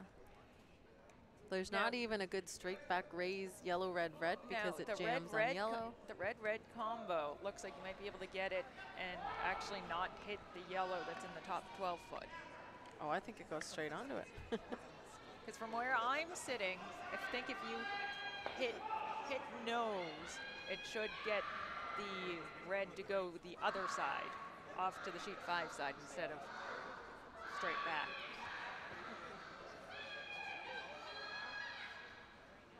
Even if you clip that yellow, if you could, well, I guess that's not going to get you a shot. I forget about all the rocks on that back button.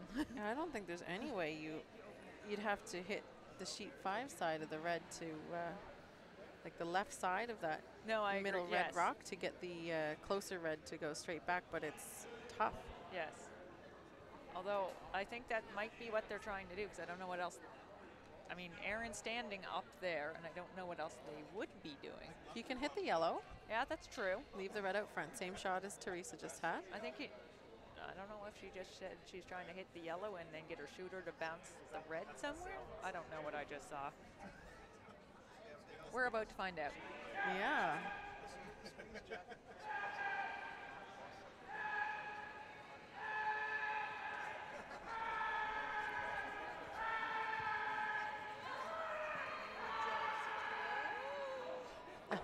I don't think Jill has her throwing broom. She throws with a hair broom, and if you haven't been paying attention to curling for the past few years, you are not allowed to do anything with those except throw. The bristles aren't supposed to be used for sweeping the path of the rock. But there's a lot of players that still like the weight of the wooden head of hair brooms, so they are more comfortable throwing with them. And that's perfectly acceptable.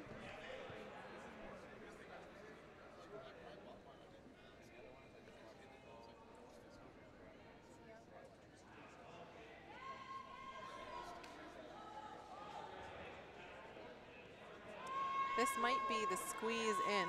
I think it is. Off the back. What a great shot from Jill Brothers. I was looking at that and thought, I don't think she's playing it, but then, well, when I she was. saw Aaron's indications to the front end of what's happening, I said that must be what she's doing, because she's hitting this on that, and this is going somewhere. It's funny, I was looking at that and I didn't mention anything. I thought, I don't think they're looking at that, but it was totally there. What a great shot. That was their way in. So now Teresa's got to think. She can run her own yellow. I think that's about it, or cap things off by just playing a stone into the 4-foot area and conceding 2.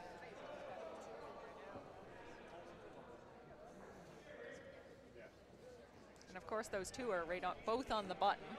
Yeah, I don't think there's a way to get out of this sitting 1 yellow. No, I think you're right.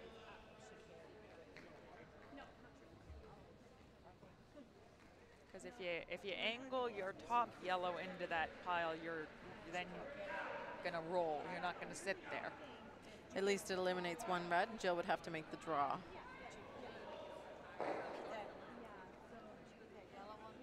Now the other option is to just raise that yellow one back and then hope she doesn't have a draw for 3. Yeah, well, that's why I like the run. At least you can eliminate 1 of the reds. Yeah. I don't know if they're concerned about losing their own back yellow, because the 2 reds drive right back onto that yellow, but I think it sticks around and doesn't bring that back red into play.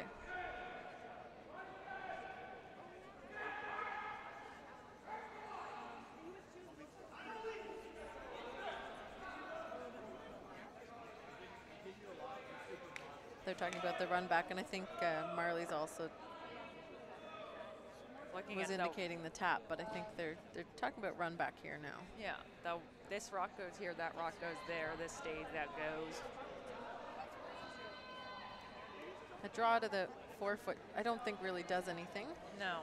And I think the raise doesn't do much, because Jill will still have a draw for 3. So you'd like to at least make Jill make a shot for her 2. See if she can turn that into a blank. Yeah, so, you know, high side. You have to hit this high side. You hit it nose, it doesn't do anything for you. Even if your raised rock spins out a little bit, you make Jill make a shot. I think 2/3 sticks the yellow rock on the top of the 4-foot. 3/4 even.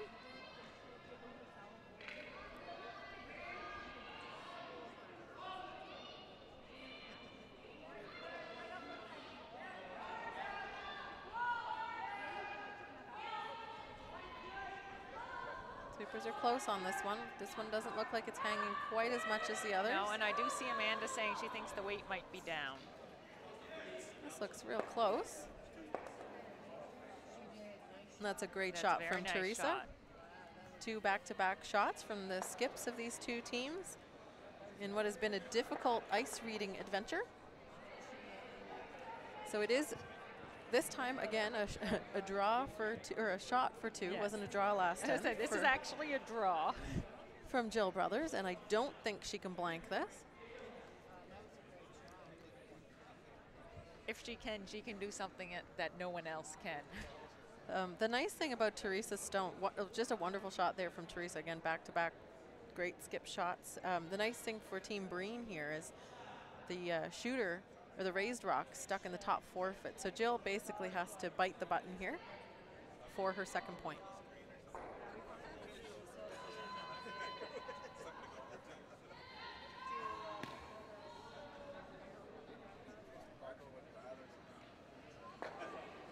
Jen Bryan on the left, Sarah Murphy on the right, sweepers. We only saw one draw down this path, and it was Erin Carmody's. And let's look at this dive. This one's diving at the guard, but I think they've got it by. Now they need to get it to the button. And by the yellow. And that just comes up short. Couldn't get it there. So it will be a score of 1 for Team Brothers. They will lead 3-2 after 6. Team Breen with the hammer in 7.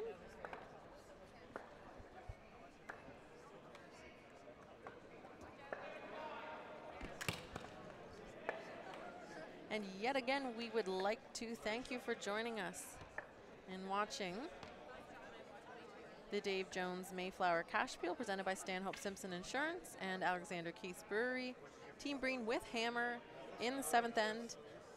Jill Brothers leading 3-2.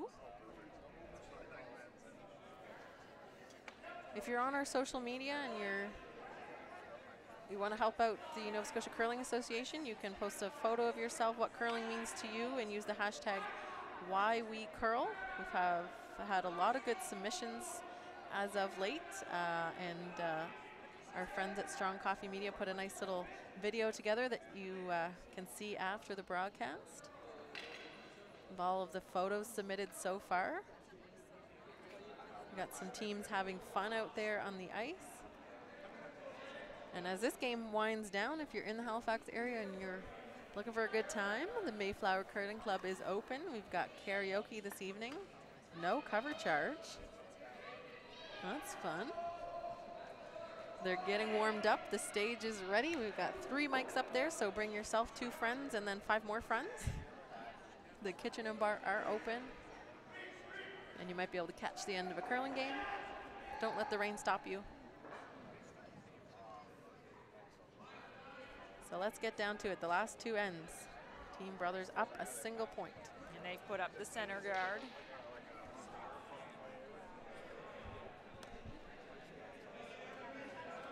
And a corner coming up from Team Breen and Amanda Simpson.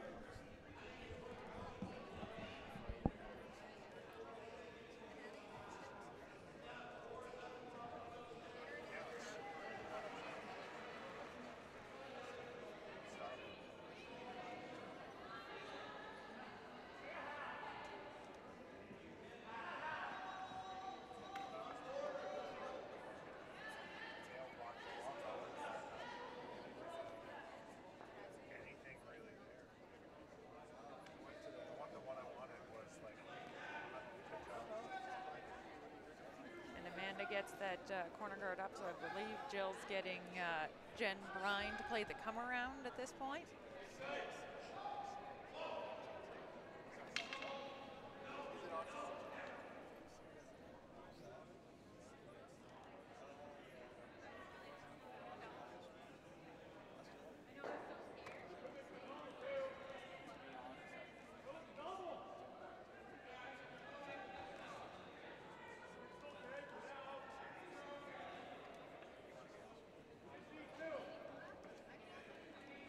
That little bit of finish we weren't seeing earlier. Gets the perfect come around on that one. So Teresa's getting Amanda to play the freeze. That rock is perfectly buried, so that's the only way to get to it.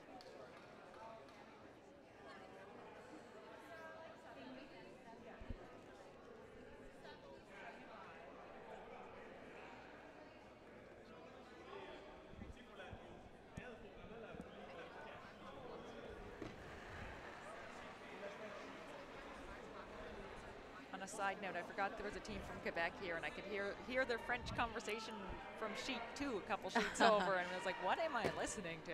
We've had 2 Quebec teams in this event, actually. Francois Gagné playing for one of the final qualifying spots on the men's side, and Martin Crête. I think Martin was, he's not playing now, eliminated earlier this afternoon.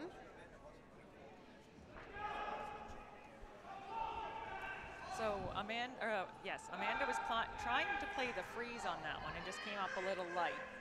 So now Jill's gonna get Sarah to play another center guard.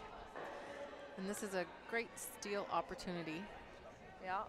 Jen, for Team Brothers. Yeah, Jen put up that perfect center guard and then made that great come around on her second one. That's what you like to see from your front end when you get down to the end of the game.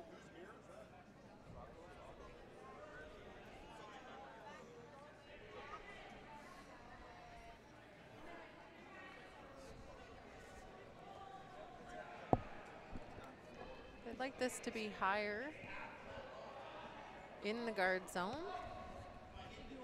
Looks like it's coming a little close to those guards. Might come down to the yellow.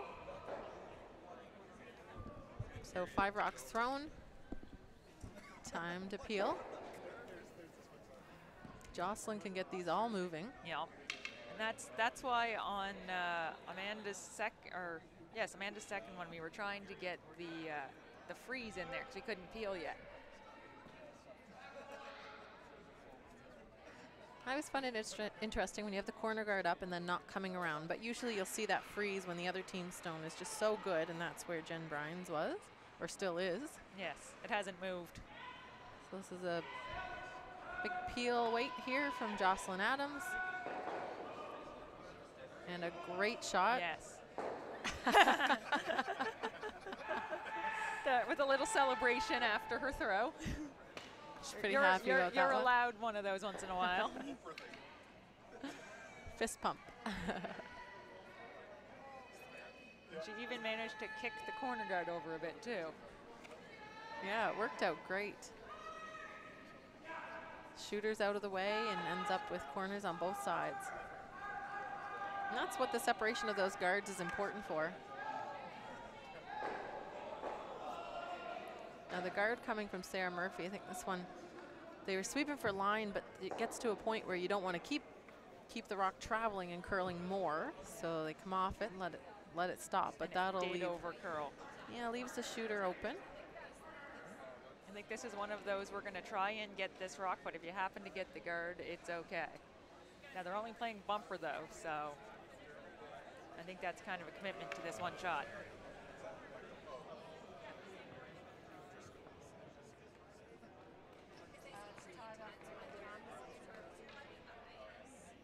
There's a lot of tight games out here.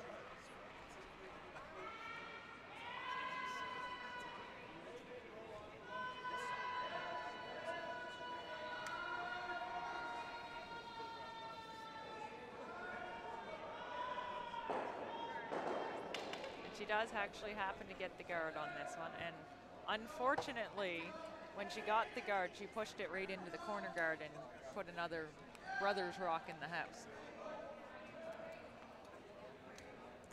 That was not something they wanted to happen. Yeah, a little bit, or a lot unfortunate on that shot. I was busy watching to see if we had our first final of the draw, and we do.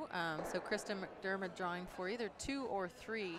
I didn't see exactly how many it was, but McDermott was leading 8-4 over Mary McCutton Driscoll, so extended that to 10 or 11-4, and we did have handshakes. So McDermott will improve to 3-1. That was one of the scenarios we were talking about. So they're at the top of their pool. And I can only assume that means they move into the playoffs. Is that guard over curls there again from Erin Carmody. So the double is set up here. It's getting a little messy out front though. There's not much Teresa can do about that. She does have to deal with the stones in the rings.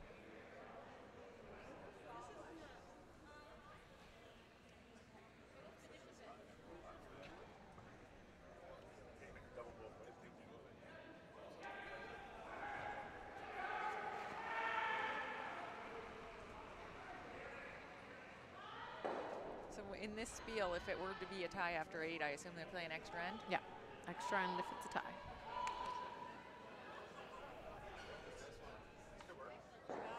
And she just stuffs it, gets rid of one of them, but she does roll her shooter. Yeah, I would have been tempted there. It wasn't coming up, maybe to sweep and roll behind the corners. The shooter's open now. Jill's not going to ignore it.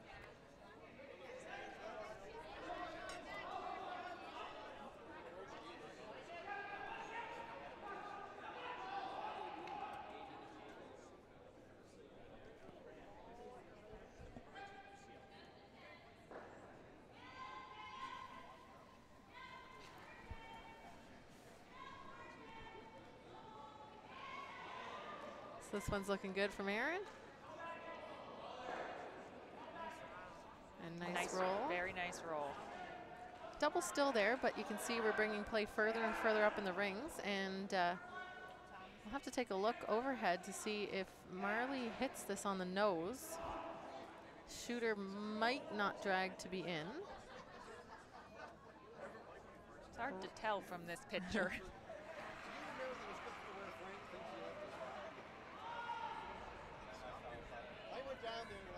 I don't know if she's going to get it on the nose. This one's hanging out a bit.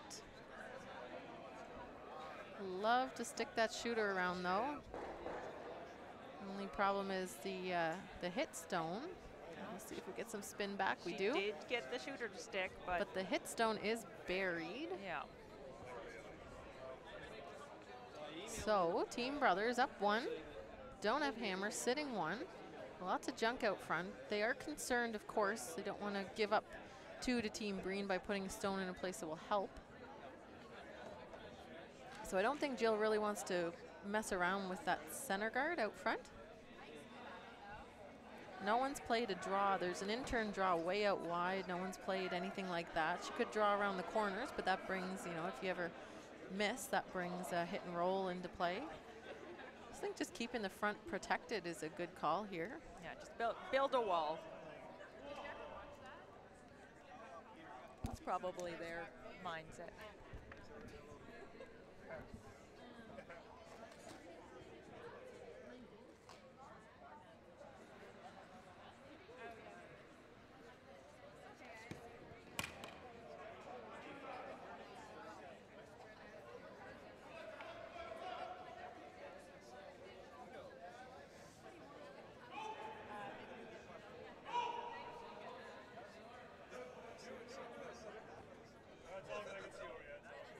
So tight would be ideal here, Kaylee, you think? I think so, although you don't think she's coming in. You don't want it so tight that you're potentially setting up a double.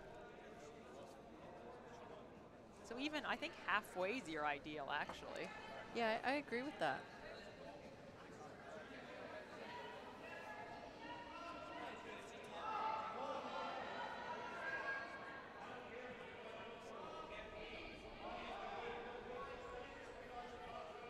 Unless you get it so nicely around the the guard that it's buried itself, leaving no double. So that's a good result there from Jill. The only thing is it's they're now overlapped. If Teresa could ever draw into that 4-foot and bury, she'd be in a good position. But there's a lot of red in that center line area.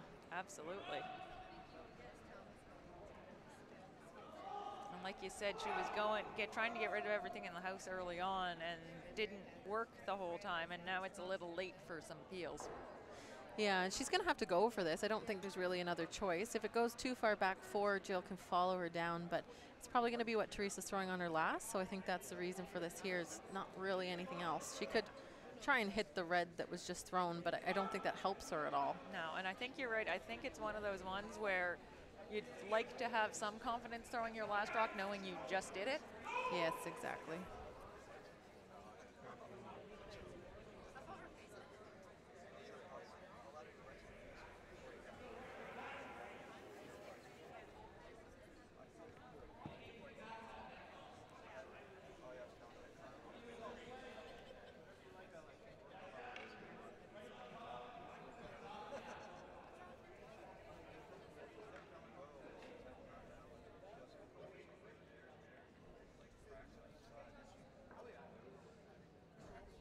So as close to the tee as Teresa can get, but she knows she's probably going to have to go behind the tee to get this buried. Just like to make Jill make a hit and roll out, and she'll have this on her last. That's the whole goal here. So line's getting, I think the line's getting tight on this. That's hard to, yeah, there it goes. I can see it walking. We'll get this by the top one, and then the sweepers will switch. As Amanda's in already. to get the curl. And right to the top 4 foot. Well, that's pretty good. It's partially buried about halfway. I don't think she could have done much better. No, I think that's... Jill can't come down to it and be shot. It's above the tee line, so great effort from Teresa Breen. Yeah, and of course her sweepers. And the sweepers. Yes, that's a team shot. I was gonna say, no one gives the sweepers enough credit, or for that matter, the line caller, because she also You had must to be know a what she sweeper, was doing. Kaylee. I'm in everything.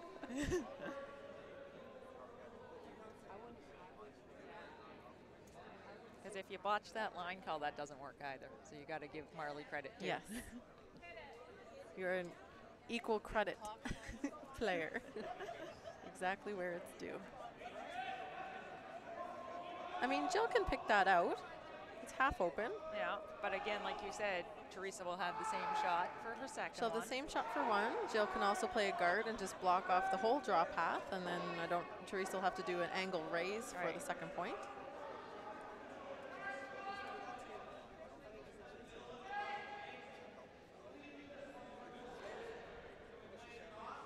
I think with the hit, we've seen some take off on the center line and wreck.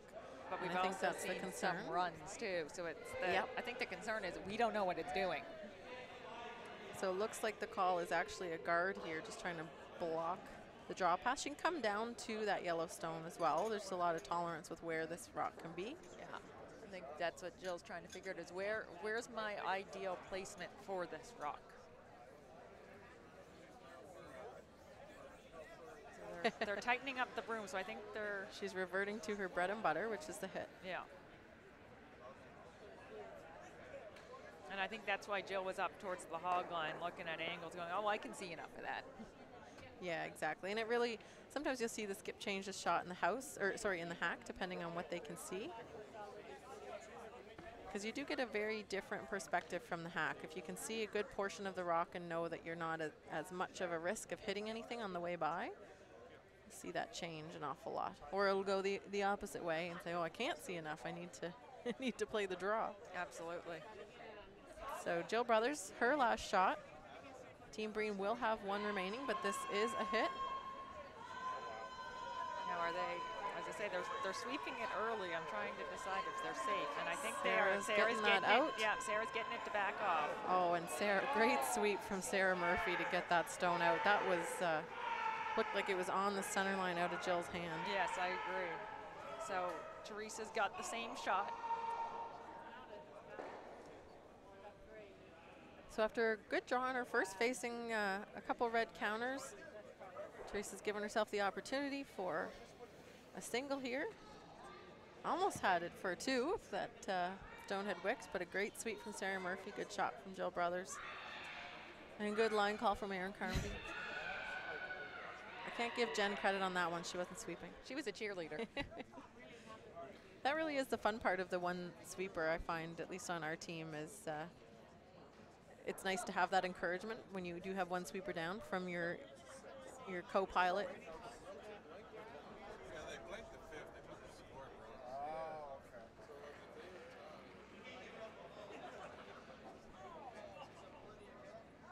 So Teresa gave herself a little bit extra ice on this one. Last shot in the seventh end. Down one, looking to tie things up here.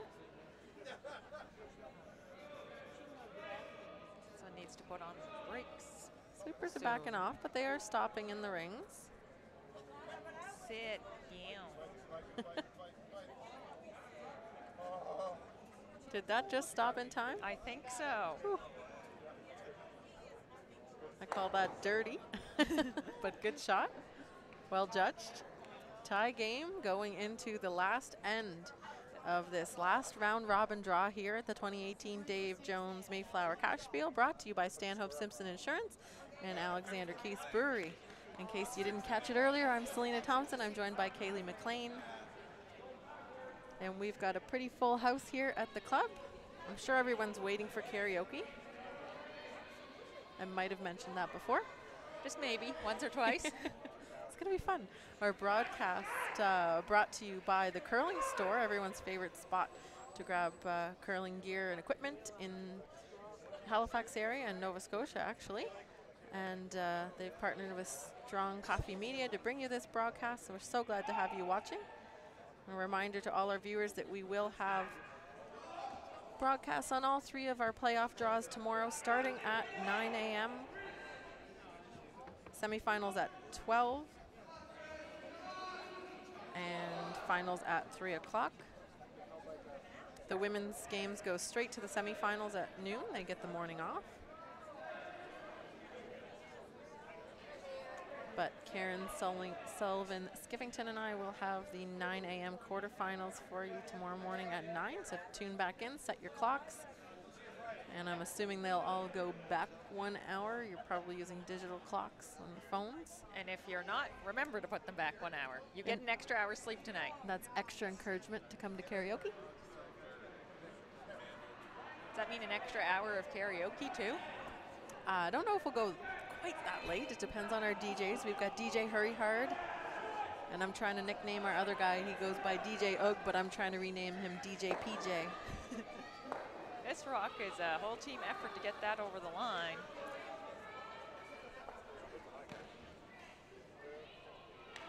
This is reminiscent of the 6th end again. Looks similar. So Team Breen needs the steal to win. Team Brothers needs the score to win. We are all tied at 3 apiece. And I mentioned earlier we do have our one final. That was Kristen McDermott defeating Mary McKetton Driscoll. In other action in the women's draw, Veronica Smith up 2, playing 8 against Julie McAvoy. That's important for Team McAvoy to stay at 1 loss. And for Veronica Smith, she can bring herself even with Julie with the win. So if Team Smith wins, both those teams will be at 2-2.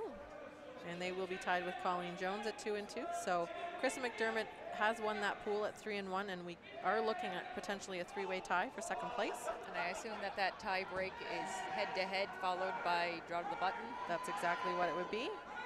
In Pool A, Tanya Hilliard is the top seed in that pool right now, but Teresa and Jill are playing for a tie for first here, so it's important for both teams.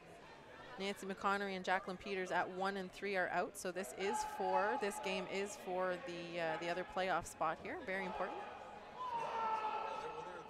I wish I would have figured that out sooner. Could have just looked at it and realized. I'm sure the viewers know well in advance of me.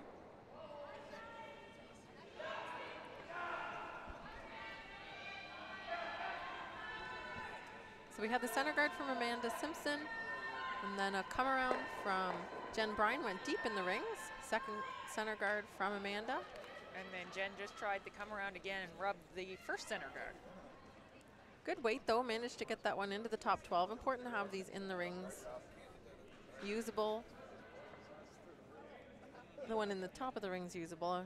Not so quite much as the comfortable with the one in the back for the team with hammer. That's a freeze rock.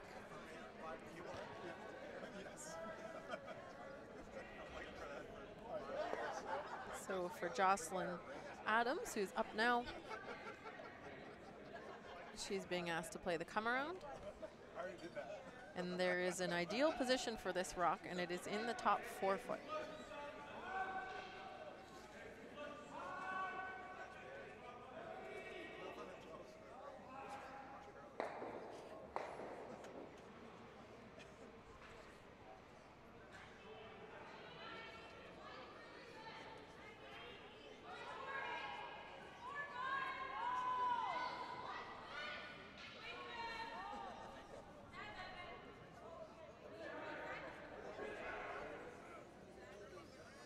The rub.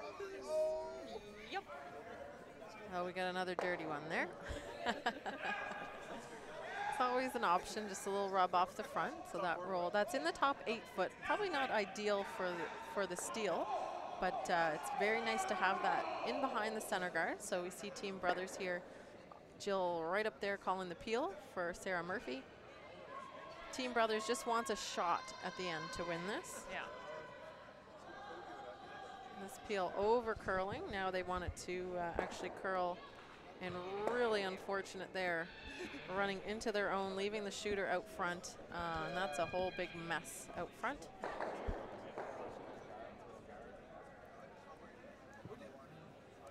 Some of the other spectators were just asking me if they were being too loud, and I said, I can't even hear you guys.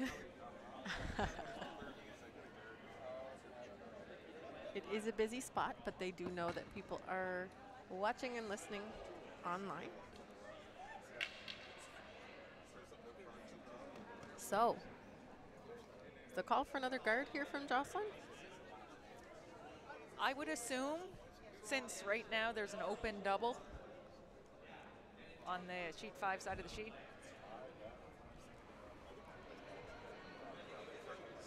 So this will be a little wide of center line.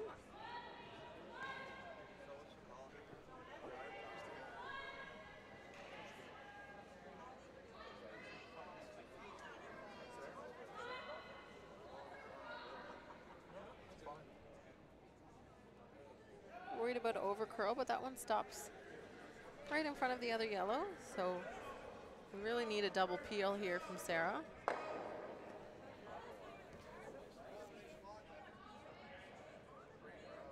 Jill's not giving a lot, basically the same ice, so I suspect Sarah's just a little tight on her last one. Yeah, usually if you don't adjust the ice, it's because it was the person, not the ice. Thrower error. Yes. They're just gone out of her hand. Really, really curling. Might still get the double peel the other way, or she does leave. Make the double on the yellows is all right. Yeah. The only issue is now there are 3 stones out front, but red is shot. Brothers is shot. Now we're Breen throwing. Yeah, now we're moving to the other side of the sheet. We're familiar with this one. We saw a lot of draws here in the 6th end. Yeah, this was the heavy spot. This is when we started a pile back here.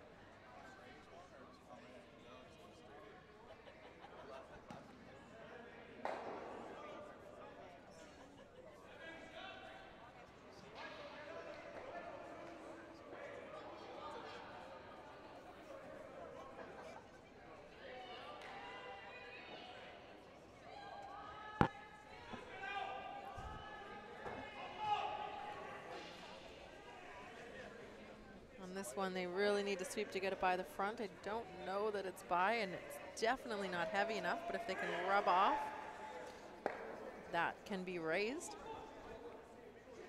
So there's raise for yellow on both sides of the sheet. Jill's definitely not comfortable with the guards out front here.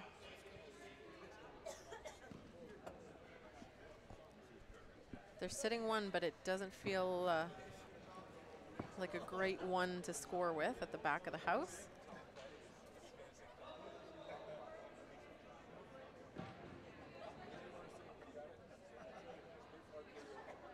The thing too is, if, like you say, it's not a great one to score with, so if they can open up the middle, they at least give themselves a chance. And those 2 yellows are even, so it's actually, as much as it looks like, oh, it would be an easy way to peel out. They're probably not both going anywhere. I like angling the left-hand one that we're looking at into the yellows. Then at least get some action, some spinning. Yeah. But and you're right, they've had a bit of trouble with that spot with Sarah's shots. and you're right with those peels. It's like it would be like a side-by-side double takeout. Your shooter stays, so you still have that problem.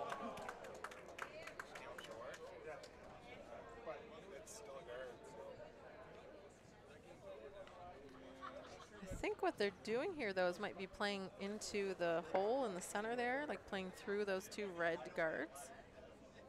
And there's another update. Sheet 3, that game is over, and Doug McKenzie was the victor over there with Shea Steele taking over skipping duties.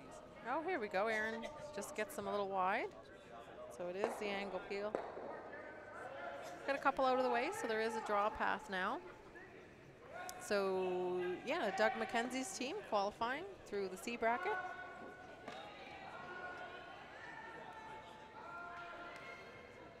At least I think that's what happened. I'm pretty sure that's what happened. There were yellow still left in the house when they were shaking hands. I don't know if the viewers can confirm Doug McKenzie won that game. Nope, nobody knows. Okay. I'll have to check the line scores. We've got a whole bunch of Breen fans up here. Yes. Yeah, so that is Doug McKenzie through.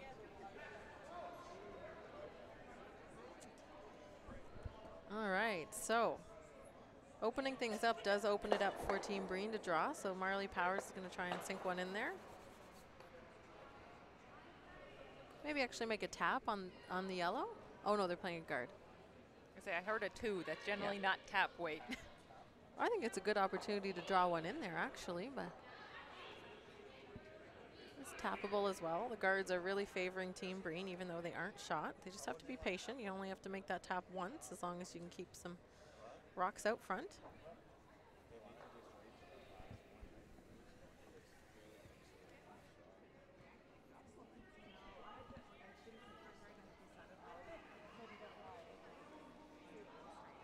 And on the other sheets, we had a score of 2 in 6 for Ian Fitzner Ian Fitzner LeBlanc against Jason Vaughn, and now a score of 3 for Vaughn to take him up 6-5, playing 8.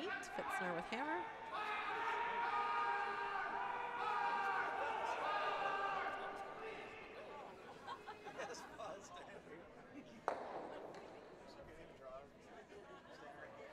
Team Scott Webb up a single, playing 8 against Colin Thomas without hammer. And these are all for qualifying spots, so a lot of tension out there on the ice. So what have Team Brothers decided on here, Kaylee? Well, Jill just came back down because they were having a nice little powwow, so I'm assuming they're playing the peel of some sort.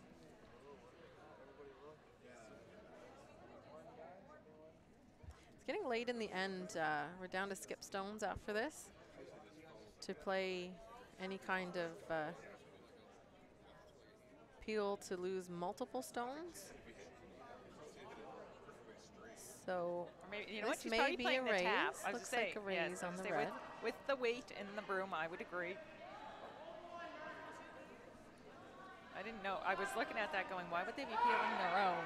But that makes way more sense.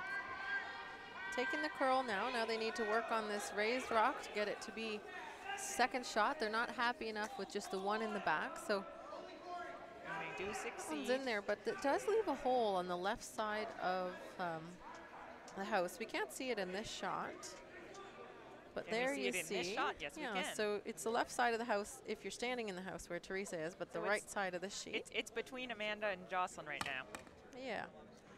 except for they just moved. Well, it's still between them. If you shoot, there are guards right in front of them. So if Teresa could draw in there, I think that's going to be her best option. They're double tap on the yellows on the left-hand side that we're looking at. I've seen these faces a lot, not quite sure. Been thinking of their options a lot. But I do like that draw path just because it's the natural way to come. You're not worrying about as many angles. And there is a bit of backing to come to, although she wouldn't like to use it. So you can hear them doing the we do this, they do that, the basic, okay, does this accomplish our goal?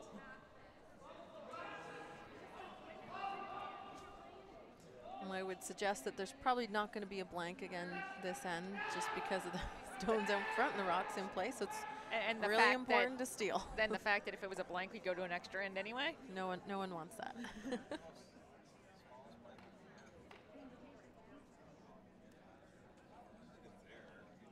It's just discussion about the ice. This has been a spot that has been tricky for both teams, both coming up a bit light. It was a nice tap from Aaron. They would have loved that a bit further, that red stone. Yes.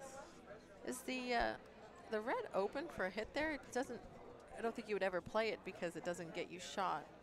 No, both reds are on the center line, buried. So if Teresa can get the finish here, though, she can get this shot. Top 4 foot, just biting the button, I think would be ideal. Jill would basically have an angle run back would be her option, or a raise on the red through the hole, but I think the angle might be easier in this case. Well, it looks like they're going for that hole you were discussing earlier on that right-hand side of the sheet, which I think is the way to try it.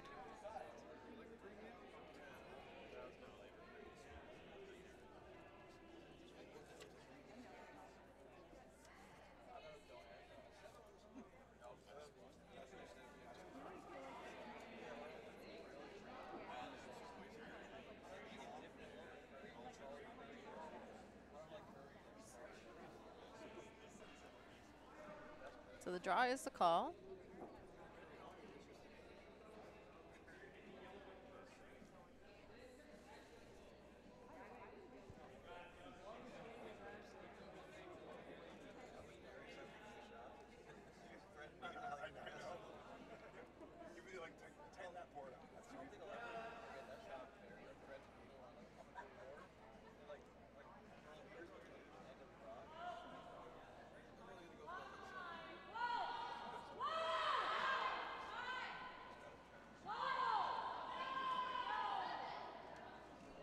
So there's some very convincing woes happening, and they're on the guard.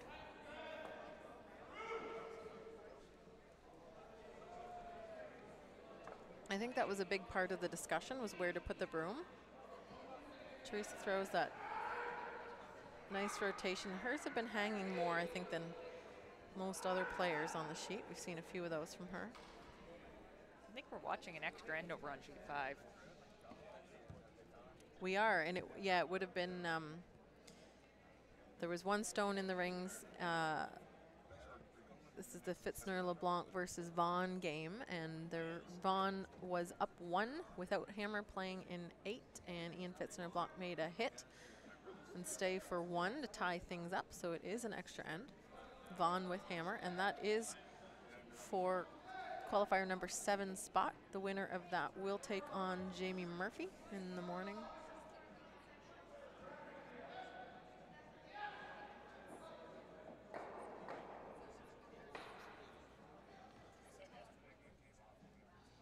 So the same draw here from Jill Brothers. Sitting 2 already.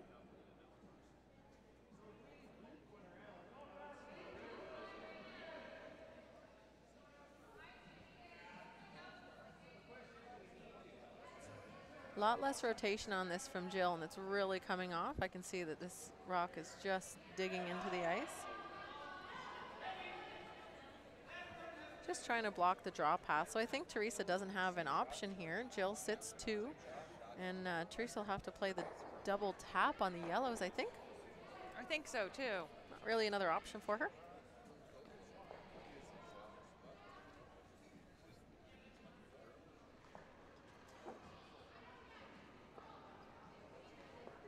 And I didn't see the last shot, but it looks like we might have an extra end on sheet 2 as well, which is Webb versus Thomas.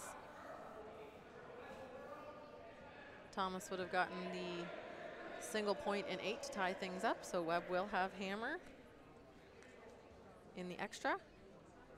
I'm assuming that they don't stand in the hug line waiting to go in. Game when they could be shaking hands, which I haven't seen happen yet. And so that is for the final men's qualifying spot, number 8. These guys really like making you wait to find out who's in the playoffs tomorrow. Well, if our game ends before those, which I'm guessing it will, we only have 2 shots remaining. You can find the live scores at worldcurl.com. Or curlingzone.com. They both take you to more or less the same place. Yep. So take a look on there. You can see the playoff setup for the morning. But we do know 6 of the teams that are in the playoffs qualifying first and second in the A bracket are Jamie Murphy and Chad Stevens. B bracket was Kevin Ouellette,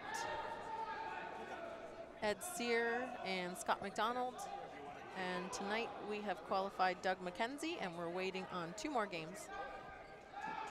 Those quarterfinals will be at 9 a.m. And the Oulette game, playing either Scott Webb or Colin Thomas, is at 9 a.m. on the broadcast.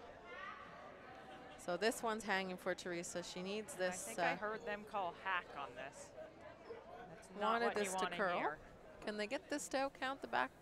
They're going to try, but I don't think it's going to work. So that's handshakes on So it'll be a this win sheet. for Jill Brothers, and that will take her into the playoffs.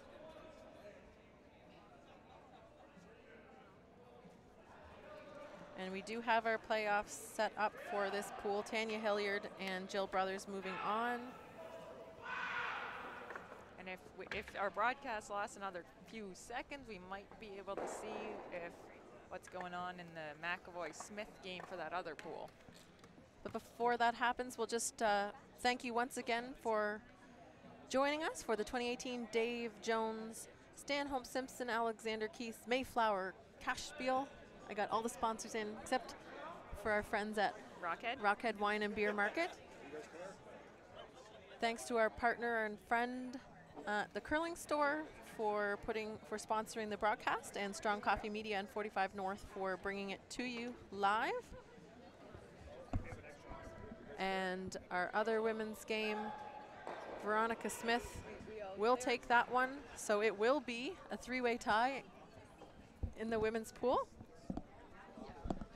In the other pool, so stay tuned online at worldcurl.com for those, and thank you all for watching. Check worldcurl.com for the men's results, and we will catch you in the morning, 9 a.m. for the quarterfinals. See you later.